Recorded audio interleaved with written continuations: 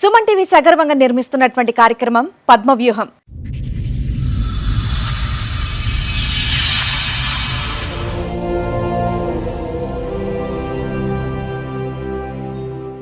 మరి ఈ కార్యక్రమాన్ని సమర్పిస్తున్న వారు 6JVR జమలాపురం వారి రత్నాంజలి. మీ అదృష్టాన్ని మార్చుకోవడం ఇప్పుడు కల కాదు, 6JVR తో సాధ్యం. 2008లో ఆమె intermediate first year 3 subjects fail అయ్యేస్తే ఇంటర్మీడియట్ సెకండ్ ఇయర్ నేనే చదివించాను మా విలేజ్లో.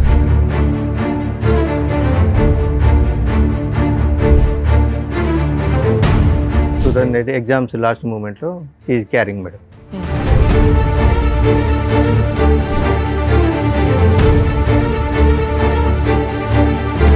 పెళ్ళి 2 సంవత్సరాల దగ్గరికి వస్తుంది. మన కట్నం డబ్బులు ఇస్తలేవు, మా దగ్గర తీసుకున్న అప్పు ఇస్తలేవు. సరే కట్నం అంటే నీ బిడ్డ పేరు మీద వేసుకో, ఏమైనా ఫ్లాట్లు కొనిచ్చుకో, నాకు సంబంధం లేదు. కానీ అప్పుడు నేను వేరే వాళ్ళ దగ్గర ఇచ్చాను కదా, మరి వాళ్ళు నన్ను ఇబ్బంది పెడుతున్నాడు. మా ఫాదర్ అయ్యి వచ్చిన వెంటనే మీ నాన్నగారు అడిగారు.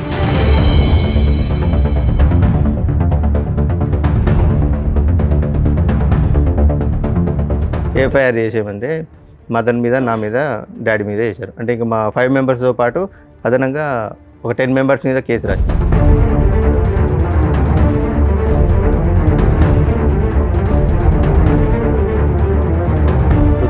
లో వచ్చింది. 2016లో నా దగ్గరకు వచ్చి వేరే పర్సన్ తోటి ఇల్లీగల్ ఎఫ్ఐఆర్ పెట్టుకుని మీరు అరెస్ట్ అయిపోయారు. ఎంసీ క్లోజ్ అయిపోయింది. 498 నడుస్తుంది.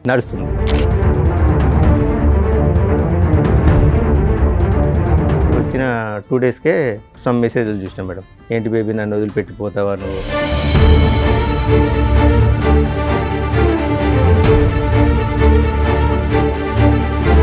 ఏంటిది మెసేజ్లు అని అడిగితే ఇవి మా తమ్ముడు వాళ్ళ గర్ల్ ఫ్రెండ్ మెసేజ్ చేసింది.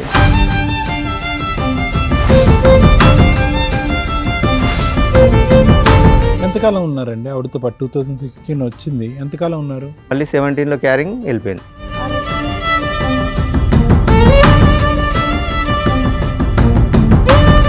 ఆమె నాకేదో డౌట్ వస్తుంది, ఒకసారి టెస్ట్ చేయండి అంటే ప్రెగ్నెన్సీ టెస్ట్ చేయించుకుంటే పాజిటివ్ ఉన్నది.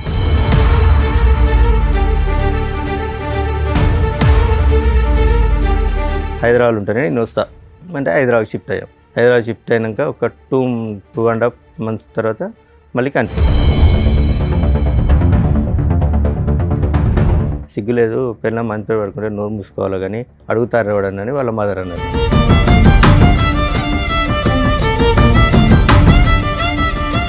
ప్రెగ్నెన్సీ మీదు కాదు అని తెలిసిన తర్వాత కూడా ఉందా? ఉన్నది. మళ్ళీ అబార్షన్ చేయించుకుందా? మళ్ళీ అబార్షన్ చేయించుకున్నది. అదే 2017లో మళ్ళీ నా మూలంగా సరే మళ్ళీ క్యారింగ్.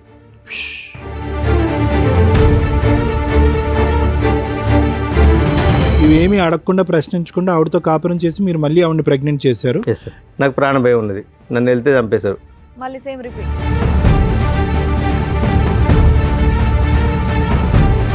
డాడీ నువ్వు మమ్మీని అనుమానిస్తున్నావు కదా, అది నిజమే, ఆ పర్సన్ ఈయనే, ఈ పర్సనే, నీకు తెలిసిన పర్సనే అని చెప్పింది.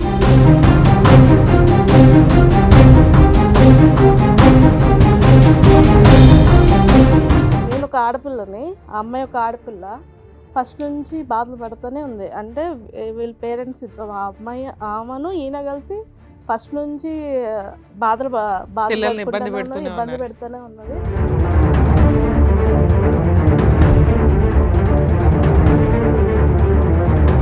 మేము దొరకట్లేదు అని చెప్పి వెళ్ళి అత్తయ్య గారిని కొట్టుడు, పిల్లలు లేకపోతే పిల్లల పెద్దమ్మాయి చెప్పు తీసుకొని కొట్టంటే చెప్పు తీసుకొట్టి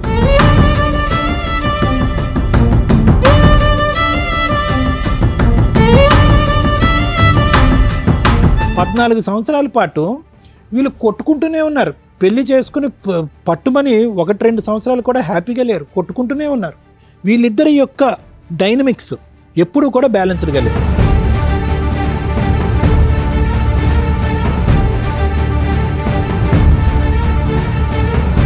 ఇప్పుడు వచ్చేటటువంటి అంశం మనకు తెలియనటువంటి సీక్రెట్ ఏదన్నా ఉంది అంటే కనుక ఆ పిల్లల భవిష్యత్తు దృష్ట్యా ఏం న్యాయం చేశారు అలాంటప్పుడు పిల్లల్నే కనుకోండి.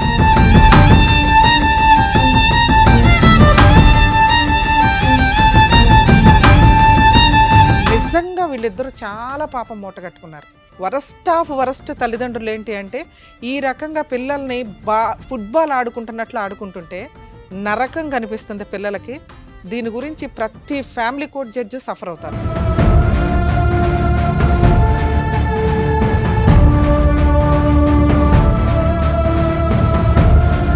మీ ఎదవ డ్రామాలకి, మీ ఆస్తి పంపకాలకి, మీ మెయింటెనెన్స్ల కోసం పిల్లల్ని బలిపశువులు చేయొద్దు.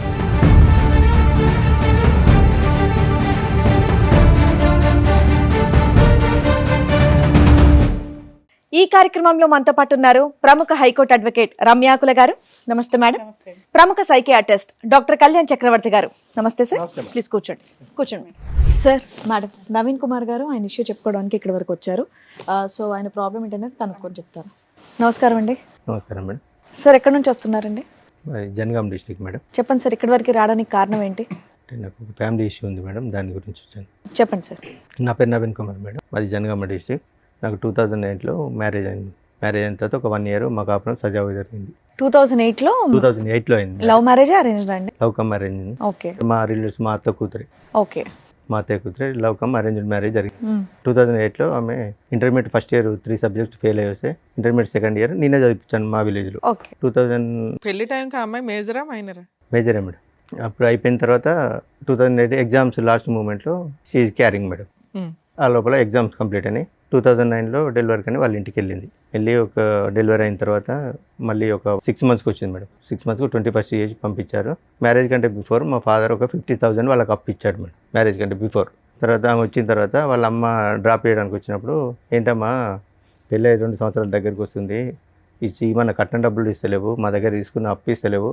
సరే కట్నం అంటే నీ బిడ్డ పేరు మీద వేసుకో, ఏమైనా ఫ్లాట్లు కొనిచ్చుకో, నాకు సంబంధం లేదు, కానీ అప్పుడు నేను వేరే వాళ్ళ దగ్గర ఇచ్చాను కదా, మరి వాళ్ళు నన్ను ఇబ్బంది పెడుతున్నారని మా ఫాదర్. అయ్యి వచ్చిన వెంటనే మీ నాన్నగారు అడిగారు. వచ్చిన 6 months తర్వాత, డెలివరీ వచ్చి 6 months తర్వాత వాళ్ళ మదర్ని అడిగాడు, ఇమ్మని కాదు, వాళ్ళ మదర్ని అడిగితే 1 monthలో మీ డబ్బులు మీకు ఇచ్చేసాని మా పాపకు జ్వరం వచ్చింది, హాస్పిటల్ తీసుకెళ్ళి అక్కడికి వాళ్ళ వెళ్ళిన మదర్ చుట్టాలే కదండి, పెళ్ళి అయిపోయింది, మన కుటుంబం 50,000 అడగకపోతే ఏమైంది? మీ నాన్నగారు 50,000 అడగకపోతే ఏమైంది? కోడలు ఇంట్లోకి వచ్చేసింది, వేరే వాళ్ళ దగ్గర అప్పు ఇప్పించాడు. మ్యారేజ్ కంటే ఒక వేరే వాళ్ళ 3 ముందు ఇప్పించాడు. మ్యారేజ్ కంటే 3 years బిఫోర్ మేడం. అవును, 3 years ఏం చేశాడు? వన్స్ పెళ్ళి అయిపోయినాక మీ కుటుంబ సభ్యులాళ్ళు అన్ని సంవత్సరాలు ఆగుతారా 50,000కి? అడిగేసరికి నాకు ప్రాణభయం ఉన్నది, నేను కాపురానికి రాను అని మీ ఆవిడ అందా? ఆవిడ అన్నది. 2011లో నేను పాపను చూడడానికి వెళ్ళిన. ఎన్నిసార్లు పెద్ద మనుషులు తీసుకొని వెళ్ళినా నేను రాను, కాపురం చేయను, నాకు ప్రాణభయం ఉన్నది, వాళ్ళు నన్ను బాగా టార్చర్ పెడతారు అని 2011లో నేను మా పాపను చూడడానికి వెళ్ళిన.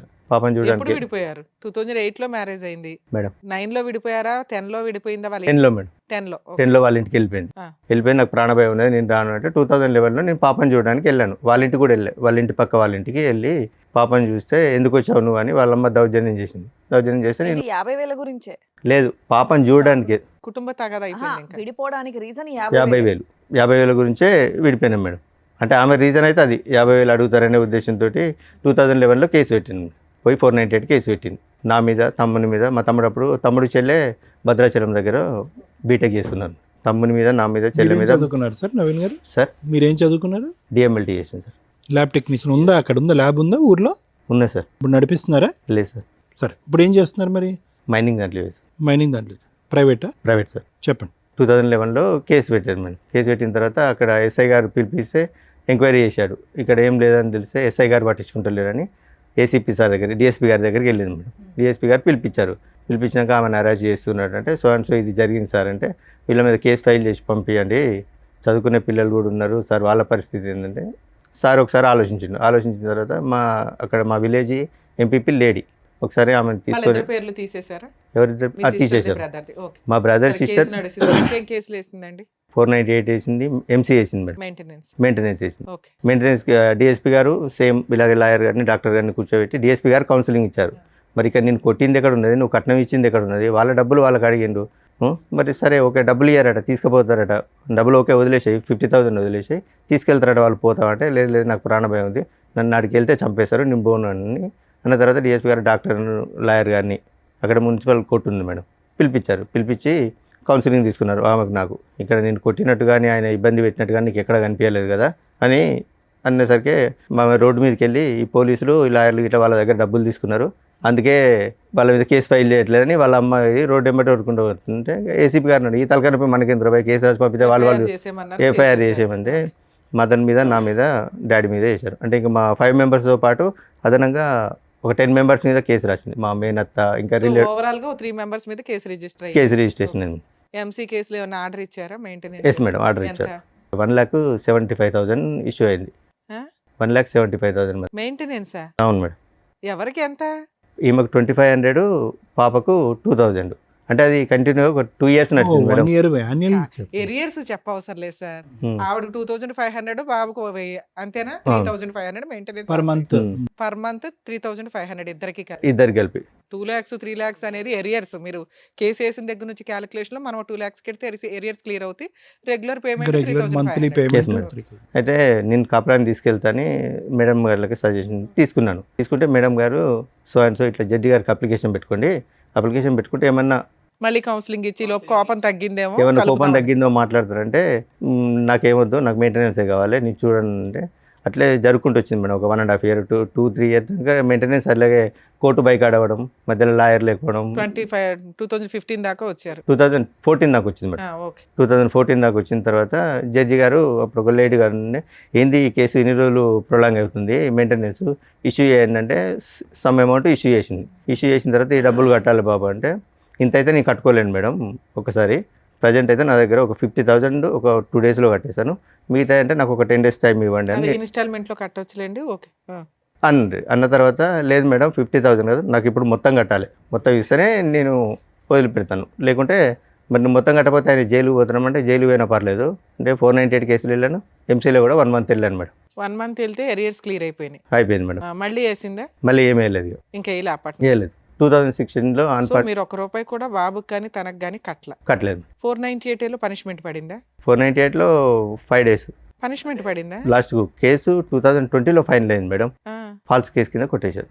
మరి నేను అన్నది అది 5 days స్టార్టింగ్ లో వెళ్ళారు. Yes. అదే అప్పట్లో 498 అప్పుడు అరెస్టులు ఉండేవిలేండి. కంప్లైంట్ ఇచ్చి అప్పుడు కంప్లైంట్ ఇచ్చినప్పుడు తీసుకెళ్ళి స్టేషన్ బెయిల్ ఇస్తున్నాను. మరి జైల్లో దేనుకున్నామండి? స్టార్టింగ్ లో అరెస్ట్ అప్పుడు అరెస్ట్ చేసి 498 వేగానే ఎంక్వైరీ ఇన్వెస్టిగేషన్ ఏమీ లేదు. ముందు అత్తమామల్ని ఈయన్ని అరెస్ట్ చేసేవాళ్ళు. అవన్నీ ఫాల్స్ కేసులని ప్రూవ్ అవుతూ రావడం వల్ల స్టేషన్ బెయిల్ ఇచ్చారు. ఒక 2015 నుంచి అనుకోండి. Yes, sir. Maximum 7 years 8 years 2016లో 1 month జైల్లో ఉన్నా అన్నారుగా. మెయింటెనెన్స్. మెయింటెనెన్స్ కి ఎరియర్స్ కట్టకపోతే ఓకే నేను ఎక్స్ప్లెయిన్ చేస్తాను. 2016లో అన్ఫార్చునేట్లీ మా ఫాదర్ యాక్సిడెంట్లో డెత్ అయ్యాడు. మా ఫాదర్ డెత్ అయిన తర్వాత ఊర్లో పెద్ద మనుషులు వాళ్ళు వీళ్ళుండి మాట్లాడి, నువ్వు ఇంటికి పెద్ద కోడలు రాకపోతే బాగుండదు అలా ఇలా ఎక్స్ప్లెయిన్ చేస్తే 2016లో వచ్చింది. వాళ్ళ అమ్మగారు మీకు ఏమవుతారు? చుట్టరికం. మా మమ్మీకి మేనత్త కూతురు. మేనత్త కూతురు. 2016లో మా ఫాదర్ డెత్ అయిన తర్వాత వచ్చింది. తర్వాత ఒక 1 month తర్వాత అందరూ పెద్ద మనుషులు మాట్లాడి నువ్వు రావాలి అది అంటే, ఇల్లు పొలం నా పేరు మీద రిజిస్ట్రేషన్ చేస్తే నేను వస్తా అన్నది. ఎంత ఉంది పొలం? 1/2 eకరం మేడం. 1/2 ఎకరం. 1/2 eకరం. మీరు ఎంతమంది? ఇద్దరు మీ మేడం. బ్రదర్ ఒక ఉన్నాడు, బ్రదర్, మీరు ఉన్నారు, సిస్టర్ సిస్టర్ ఉంది, అమ్మ ఉంది. అమ్మ ఉంది. ఓకే. అయితే చేయాలంటే మామూలుగా ఏమన్నంటే మా బ్రదర్ ఉండి మీ కాపురం బాగుంటుందంటే అది కూడా నేను ఇచ్చేస్తాను, నా పాలకు వచ్చే 11 గుంటలు, మా తమ్ముడు government job madam, central government, ఆ 11 గుంటలు కూడా నేను ఇస్తా, నాకు ఇబ్బంది ఏం లేదు అంటే 2016లో వచ్చింది. వచ్చిందా? వచ్చింది 2016లో వచ్చింది. 2016లో నా దగ్గరకు వచ్చి వేరే పర్సన్ తోటి ఇల్లీగల్ ఎఫైర్ అప్పటికి పెట్టుకుంది. మీరు అరెస్ట్ అయిపోయారు, ఎంసీ క్లోజ్ అయిపోయింది, 498 నడుస్తుంది. 2016లో నా దగ్గరకు వచ్చింది. వచ్చిన 2 daysకే సమ్ మెసేజ్లు చూసినా మేడం. ఏంటి బేబీ నన్ను వదిలిపెట్టిపోతావా నువ్వు, వాడి దగ్గరికి మళ్ళీ ఎందుకు వెళ్ళావు అని మెసేజ్ చూశాను. ఏంటిది మెసేజ్లు అని అడిగితే ఇవి మా తమ్ముడు వాళ్ళ గర్ల్ ఫ్రెండ్ మెసేజ్ చేసింది. 11లో విడిపోయిన మీరు 16లో కలిసారు మరి. Yes madam. అప్పటికి కూడా నేనేమలే 16లో అలా ఇక నేను అప్పుడు నాకు ఈమె పోయిన ఆవేశంలో కొద్దిగా డ్రింక్ అలవాటైంది మేడం. 2011లో నాకు డ్రింక్ అలవాటైంది, బాగా డ్రింక్ చేస్తుంది. తర్వాత 2016 ఈమె వచ్చిన తర్వాత మొత్తం అన్ని స్టాప్ చేశాను. ఓకే. స్టాప్ చేసి అక్కడ విలేజ్లోనే ఉన్నాం మేడం. ఆ నియర్ బైలో ఒక సిటీ ఉంటుంది, అక్కడికి నేను 15 kilometers నేను జాబ్కి వెళ్ళి వచ్చాను. ఆమె ఇంటి దగ్గర ఉన్నది, పాప అక్కడ చదువుకునేది. సో ఇక నేను డ్యూటీ నుంచి వచ్చేసరికి ఇంట్లో మమ్మీ వాళ్ళతో ఏదో రకమైన గొడవ, ఏదో రకంగా అది గొడవ పెట్టుకొని ఎంతకాలం ఉన్నారండి ఆవిడతో పాటు? 2016 వచ్చింది, ఎంతకాలం ఉన్నారు? మళ్ళీ 17లో క్యారింగ్ వెళ్ళిపోయింది. అరే క్యారింగ్లో వెళ్ళిపోయింది. ఎస్. 2000 మెసేజ్లు రావడం ఇది అంటే మా తమ్ముడు అది మీకు ఇది అని. వచ్చిన 2 రోజులకే తెలిస్తే ఆ అమ్మాయితో ప్రెగ్నెన్సీ ఎందుకు తీసుకొచ్చారు? ఏంటి మేడం వచ్చిన 2 daysకే తెలిసింది ఆ అమ్మాయి క్యారెక్టర్ ఏంటి అని. మళ్ళీ ప్రెగ్నెన్సీలు నాకేం కన్ఫర్మ్ అయింది. అది ఆ ఫోను ఇన్ని రోజులు వాళ్ళ బ్రదర్ వాడిండు, తర్వాత ఈమెకి ఇచ్చాడు మేడం. ఇచ్చిన తర్వాత మా బ్రదర్ వాడిండంటే మా పాప కూడా అన్నది ఇది మా మామయ్య వాడింది ఇన్ని రోజులు అంటే వాళ్ళ గర్ల్ ఫ్రెండ్ చేసిందంటే అవును కావచ్చు అని నమ్మేశాను. అదే నిజమై ఉండొచ్చుగా. ఏంటి సార్ వాళ్ళ బ్రదర్ కమ్యూనికేషన్ ఏమో అది, ఈ అమ్మాయి ఫోన్లో మీకు దొరికింది కాదా? అందుకే నేను ఏం అడగలేదు మీరేం మేడం. తర్వాత ఏమన్నా తెలిసిందా అమ్మాయికి?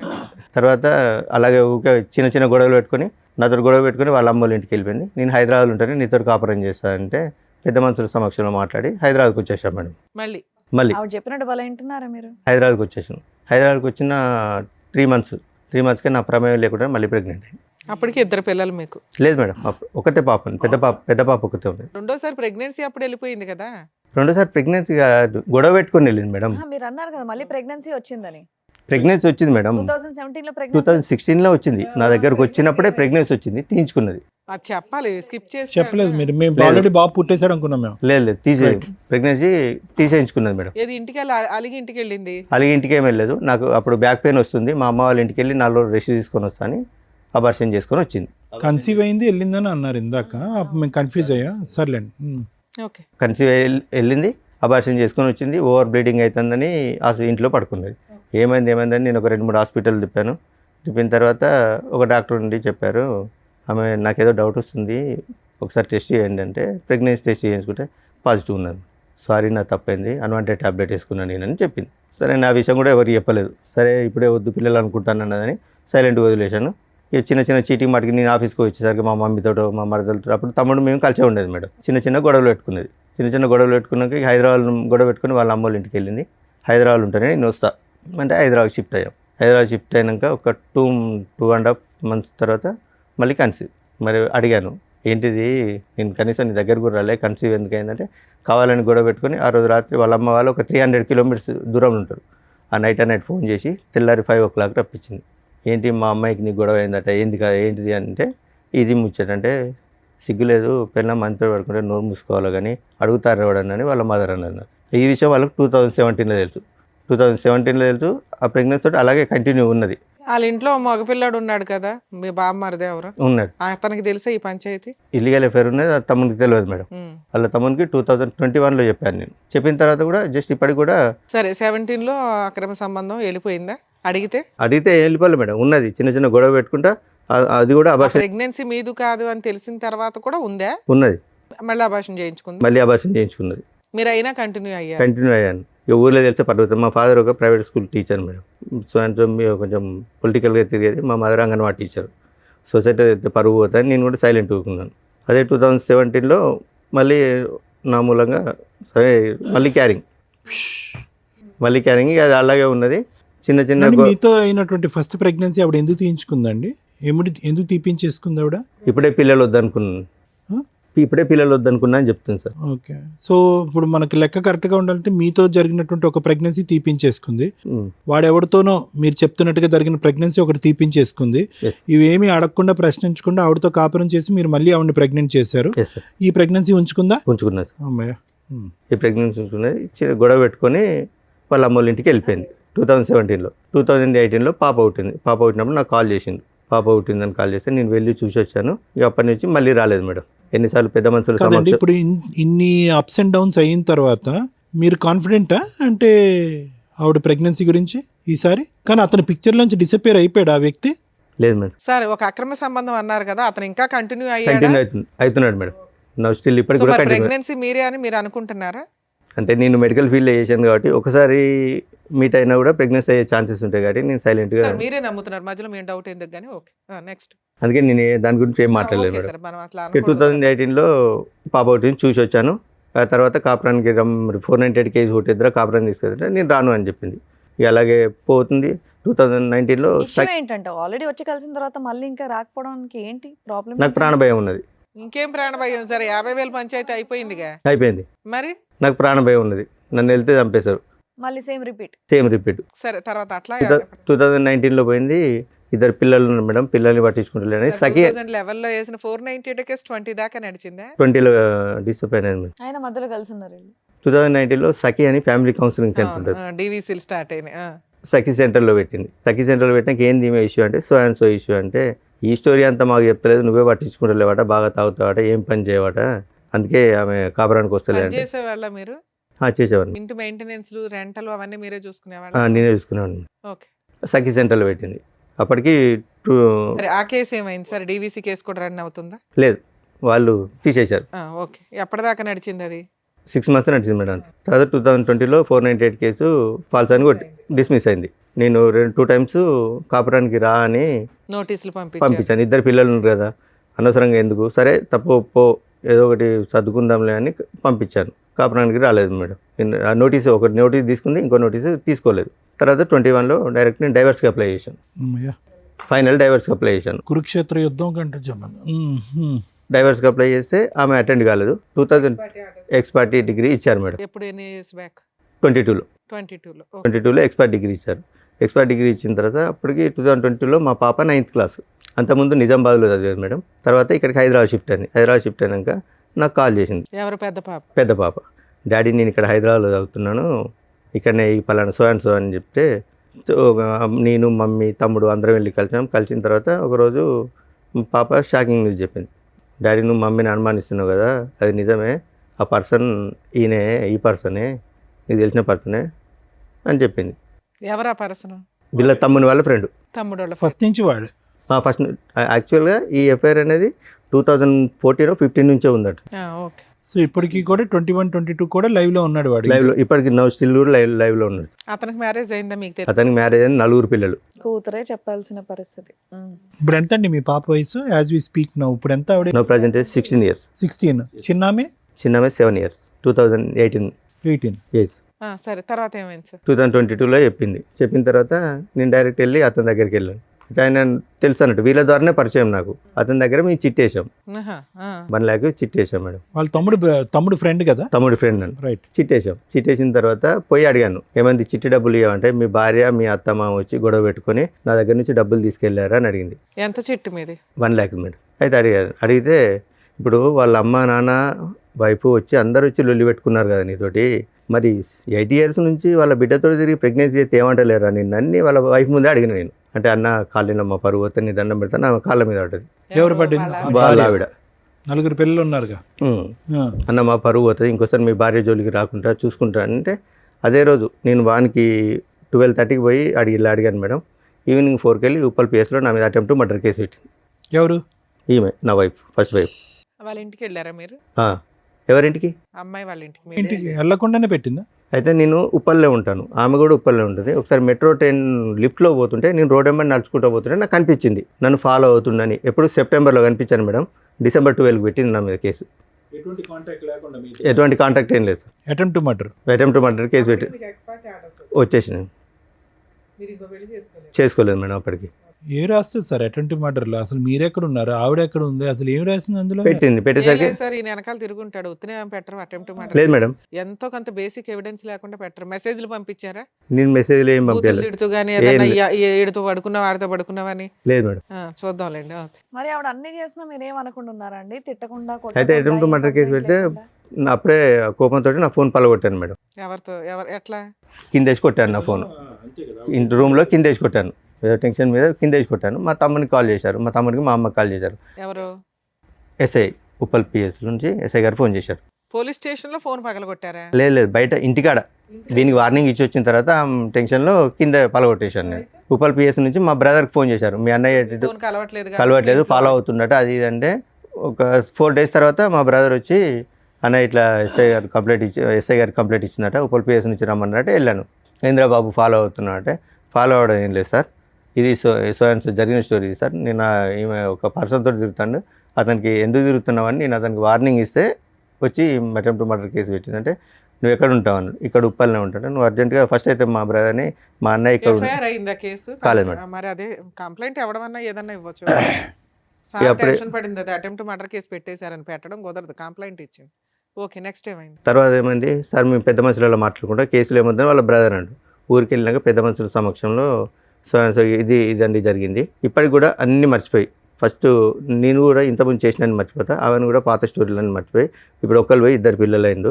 మీరు ఏం చేశారని మర్చిపోవడానికి? ఏంటి మేడం, నేను కొంచెం హెవీగా డ్రింక్ చేసేది మేడం. మీరు మానేసాను అన్నారు కదా ఆవిడ వచ్చాక 2016లో. మానేసినాను మేడం. మానేసినా కూడా ఇప్పుడు అదే చెప్పుకొని తిరుగుతుంది. ఇంకా పెద్ద మనుషులలో అదే చెప్పుకొని తిరుగుతాడు, డ్రింక్ చేస్తాడు, ఏ పని చేయడు అని అదే చెప్పుకుంటూ తిరుగుతుంది మేడం. అదే నేను చెప్పిన తర్వాత ఏమమ్మా మరి కాపురాన్ని తీసుకెళ్తారటంటే నేను పోను, వాడు చచ్చిన కిందికి వెళ్ళక వాడు నాకు శవంతో సమానం, నేను మాతో కాపురం చేయను అని చెప్పింది. ఎక్స్పర్ట్ ఆర్డర్స్ ఛాలెంజ్ చేసింది ఆ అమ్మాయి? చేయలేదు మేడం. డైవర్స్ కేసుని చేయలే. ఓకే అనేసరికి మరి నువ్వు ఓకే వాడు చనిపోయిన కిందకే లెక్క, మరి ఇప్పుడు 2 ఆడపిల్లలు ఉన్నారు, వాళ్ళని ఏం చేద్దామంటే పెద్ద పాప వాళ్ళ డాడీ కావాలంటే వాళ్ళ డాడీ కాడికి పోతా అంటుంది కదా, పోతానంటే పెద్ద పాపను పంపిస్తా, చిన్న పాప కదా నేనే తీసుకుంటాను అన్న తర్వాత ఆమె అన్నది, వైఫ్ అన్నది, ఫస్ట్ ఆమె అన్నది. ఫస్ట్ టైం రెండో ఆవిడ ఉందా? అవును, ఎప్పుడు? 2023లో మేడం. ఎక్స్పర్టీ వచ్చింది. ఎక్స్పర్టీ వచ్చిన తర్వాత 1 year తర్వాత. అంటే వాళ్ళ పెద్ద మనుషులు ఉండి ఆమె లోకం అంతా లగ్జరీ లైఫ్ లోకం ఉంది, నీతో కాపురం చేయది, సపరంగా ఎక్కి ఆమె గురించి సార్, మీరు డైవర్స్ చేసింది ఎందుకు? ఆవిడ వద్దురా బాబు అని. ఎక్స్ పార్టీ ఆర్డర్స్ వచ్చినాక ఈ పంచాయతీ అంతా ఏంటి సార్? అంటే పోలీస్ స్టేషన్ కేసు, కాంప్రమైజ్, మళ్ళీ కలిసి ఉంటాం అంటాం. ఎందుకు ఇన్ని మాటలు? 22లో మా పాప వల్ల మేడం. పాపం తెచ్చుకుంటే అయిపోతుంది ఆ, కదా. పాప అన్నది, డాడీ కలిసి ఉందని డాడీ, తల్లి లేదు తండ్రి లేదు అంటే సొసైటీలో మమ్మల్ని చిన్న చూపు చూస్తారు డాడీ అనేసరికి పాప కోసం బెండ్ కావాల్సి వచ్చింది వాళ్ళ మేడం. అమ్మ అట్లా చేస్తున్నప్పుడు మీరేం మాట్లాడగలరు? ల్యాండ్ ఆర్డర్ వాళ్ళకి ఫేవర్గా ఉంది, పిల్ల వస్తానంటే తీసుకొని వెళ్ళటం. కలవను అనే అమ్మాయి క్యారెక్టర్ అసాసినేషన్ జరిగి ఎవడో ఉంచుకున్న వాడి దగ్గరికి వెళ్ళి మీరు పైగా వార్నింగ్ కూడా ఇచ్చారు. ఎంత జరిగినాక మళ్ళీ ఆ అమ్మాయిని తెచ్చుకుంటారా?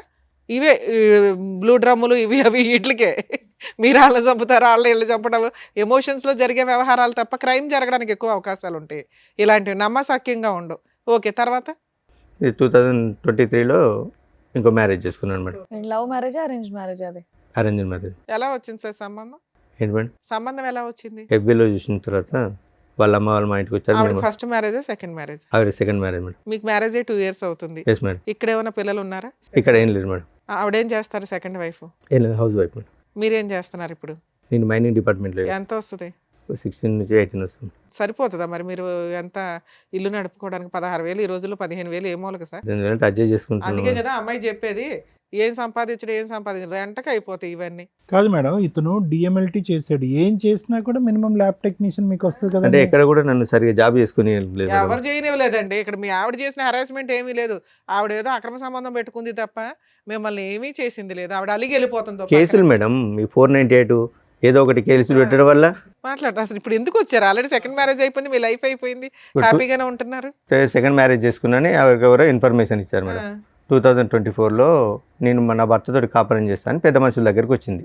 ఓకే, పెద్ద మనుషుల దగ్గరికి వస్తే నేను చెప్పాను ఆమెకు నాకు డైవర్స్ అయింది, ఆమె గురించి ఏది మాట్లాడాలనుకున్నా నేను లీగల్ నేర్చుకుంటా, మిగతా ఇంకేదన్నా ఉంటే చెప్పండి అంటే, మధ్యలో మీ అమ్మాయి కల్పించుకోలేదా నాన్న కలిసిపోండి అని? లేదేం కల్పించు ఓకే, అమ్మాయిని కల్పించుకోలేదు మేడం. ఇవి వచ్చారు, మేము మాట్లాడేది ఏం లేదంటే ఒక 1 hour ఉన్నారు. 1 hour తర్వాత వచ్చి ఇంటి తలుపులు తాళాలని వాళ్ళొకటి చైర్లు సామాన్ అంతా బయటేసి ఇప్పుడు మేము ఇంట్లోనే ఉంటాం, ఇప్పుడు నేను ఇంట్లోనే ఉంటా. అది రెంటెడ్ హౌసేగా? లేదు మేడం, అక్కడ మా విలేజ్లో మా మదర్ దగ్గర. మా మదర్ ఇప్పుడు దగ్గర కాదు, ఒక్క నిమిషం నవీన్ గారు, ఏం కావాలి ఆ అమ్మాయికి? ఏం కావాలి అసలు? ఏం కావాలి అమ్మాయి? మీకు ఆ అమ్మాయి వద్దు, ఆ అమ్మాయికి మీరు వద్దు. Okay, X party divorce. అసలు డైవర్స్ తీసుకున్న తర్వాత యుద్ధం కొనసాగుతుంది ఏంటండి? అసలు నాకు అర్థం కావట్లేదు. అది నాకు అర్థం కావట్లేదు సార్, ఏమెందుకు అమ్మాయి వస్తుందో. ఇప్పుడు ప్రెసెంట్, ఒక్క నిమిషం, ప్రెసెంట్ ఆ అమ్మాయి ఏ విధంగా మిమ్మల్ని హెరాస్ చేస్తుంది? ఆ అమ్మాయి హెరాస్ చేస్తుందనే కదా మీరు ఇక్కడికి వచ్చి కూర్చున్నారు. మీ ఇద్దరి మధ్యన ఏం గొడవ లేదు కదా? లేదు. ఇప్పుడు మీకు మీ మిస్సెస్ మధ్యన లేదు సార్. ఏ విధంగా ఆ అమ్మాయి మిమ్మల్ని హెరాస్ చేస్తుంది? ఏ రైట్ ఉంది ఆ అమ్మాయి హెరాస్ చేయడానికి? ఇంటి మీదకి వచ్చింది మేడం. ఇంటి మీదకి వచ్చిన తర్వాత పెద్ద మనుషులు ఏం చేశారంటే పిల్లల గురించి మాట్లాడదామని ఒక 35 days మా మమ్మీని ఇంట్లో నుంచి బయటికి పంపించి ఆమెని 35 days ఇంటి నుంచి తీర్మానం చేసిండ్రు. పిల్లల గురించి మాట్లాడదామని తీర్మానం చేసిండ్రు. ఆ తీర్మానం చదవకుండా మాతో సైన్ తీసుకొని ఆమె కూడా ఇంట్లో ఉండేటట్టు, ఆమె కూడా ఇంట్లో ఉంటుంది, నీకు నచ్చినప్పుడు వచ్చి కాపురం చేయండి. జడ్జిల కంటే మీ ఊరు పెద్ద మనుషులు డైవర్స్ అయిన అంటే తర్వాత కోర్టు నుంచి ఇట్లా నాకు విడాకులు వచ్చినాయంటే ఆ లాయర్లు ఎవరిని అడిగి ఇచ్చింది, ఆ లాయర్ ఎట్లా నీకు ఎవరిని అడిగి విడాకులకు అప్లై చేసిండు, ఆయన లాయర్ అయినా ఈ క్వశ్చన్ లేచిండు. ఎవరు మీ ఊరు పెద్ద మనుషులు? పెద్ద మనుషులు. ఎక్కడున్నారండి? పెద్ద మనుషులు అయితే ఏ దేశంలో ఉన్నారండి? వీళ్ళు కొత్త కోట ఇక ఆమె ఇంట్లో ఉంటుంది, ఆ? అప్పుడప్పుడు వస్తుంది పోతుంది, మా అందరినీ ఇంట్లోకే బయటికి వస్తే గొడవ. సీరియస్లీ? Yes madam. అయితే 2025లో మా ఫాదర్ది 10 years చేద్దామని ఊరికి వెళ్ళాం మేడం. ఊరికి వెళ్ళినప్పుడు మేము పాపని రాను, అయితే డాడీ మమ్మీ ఫీజు కట్టట్లేదు ఇబ్బంది పెడుతుంది అంటే, సరేనా నేను ఇస్తారా నువ్వు రా అని చెప్తే వస్తాను డాడీ అని. తర్వాత అదే రోజు ఫోన్ చేస్తే మీరు రావట్లేదు డాడీ అన్నది. ఆ రోజు నైట్ వచ్చింది, నైట్ 10:30కి ఇంటికి వచ్చింది మేడం. ఎవరు వచ్చారు? ఫస్ట్ ఆవిడ పిల్లల్ని తీసుకొని వచ్చింది నైట్ 10:30కి. నువ్వు ఇప్పుడు ఎందుకు వచ్చావు, అసలు నీకు ఇంట్లో ఏం హక్కు ఉందని వచ్చినావు అంటే, నాకు పెద్ద మనుషులు రాసిస్తే నీ ఇంట్లోనే ఉంటా అంటే, మరి పెద్ద మనుషులు ఏమన్నా వచ్చి వెళ్తూ ఉంటుందా? అవును. కాదు, వాడు డిసప్పియర్ అయ్యాడా? వాడు గడ్డి పెట్టారు కదా, వాడు వెళ్ళిపోయినట్టేనా పిక్చర్? లేదు లేదు, వాడు ఉన్నాడా? ఉన్నాడు స్టిల్. నవంబర్లో కూడా నాకు కనిపించాడు. కాదు, వాడితో ఉన్నాడా అంటే బతుకున్నాడా అని కాదు, సంబంధం ఉందా? సంబంధం ఉందా? సంబంధం ఉందా? చూశాను, ఉన్నాయి సార్. మరి ఏంటి అక్కడ సంబంధం పెట్టుకుని ఇక్కడ పార్ట్ టైం ఏంటి? అసలు ఆవిడ ఎవరు? అంటే ఇప్పుడు ఫోటో ఒకసారి చూపిరా. అంటే ఇప్పుడు పెద్ద మనుషులు ఏం చేస్తున్నారంటే మా దగ్గరికి న్యాయం కోసం వచ్చింది కదా, మేము ఏదో ఒకటి న్యాయం చేయాలి ఉంటుంది. అసలు మమ్మల్ని నుంచి ఏం సరే, మాట్లాడలేదు. మీ ఊర్లో 2 గ్రూపులు ఉంటాయి. ఆవిడ వాళ్ళ పెద్ద మనుషుల దగ్గరికి వెళ్ళింది, వాళ్ళు ఏదో ఇచ్చారు. మీరు కూడా ఓ పెద్ద మనిషి దగ్గరికి వెళ్తే వాళ్ళు కూడా ఓ శాసనం రాసేస్తారు.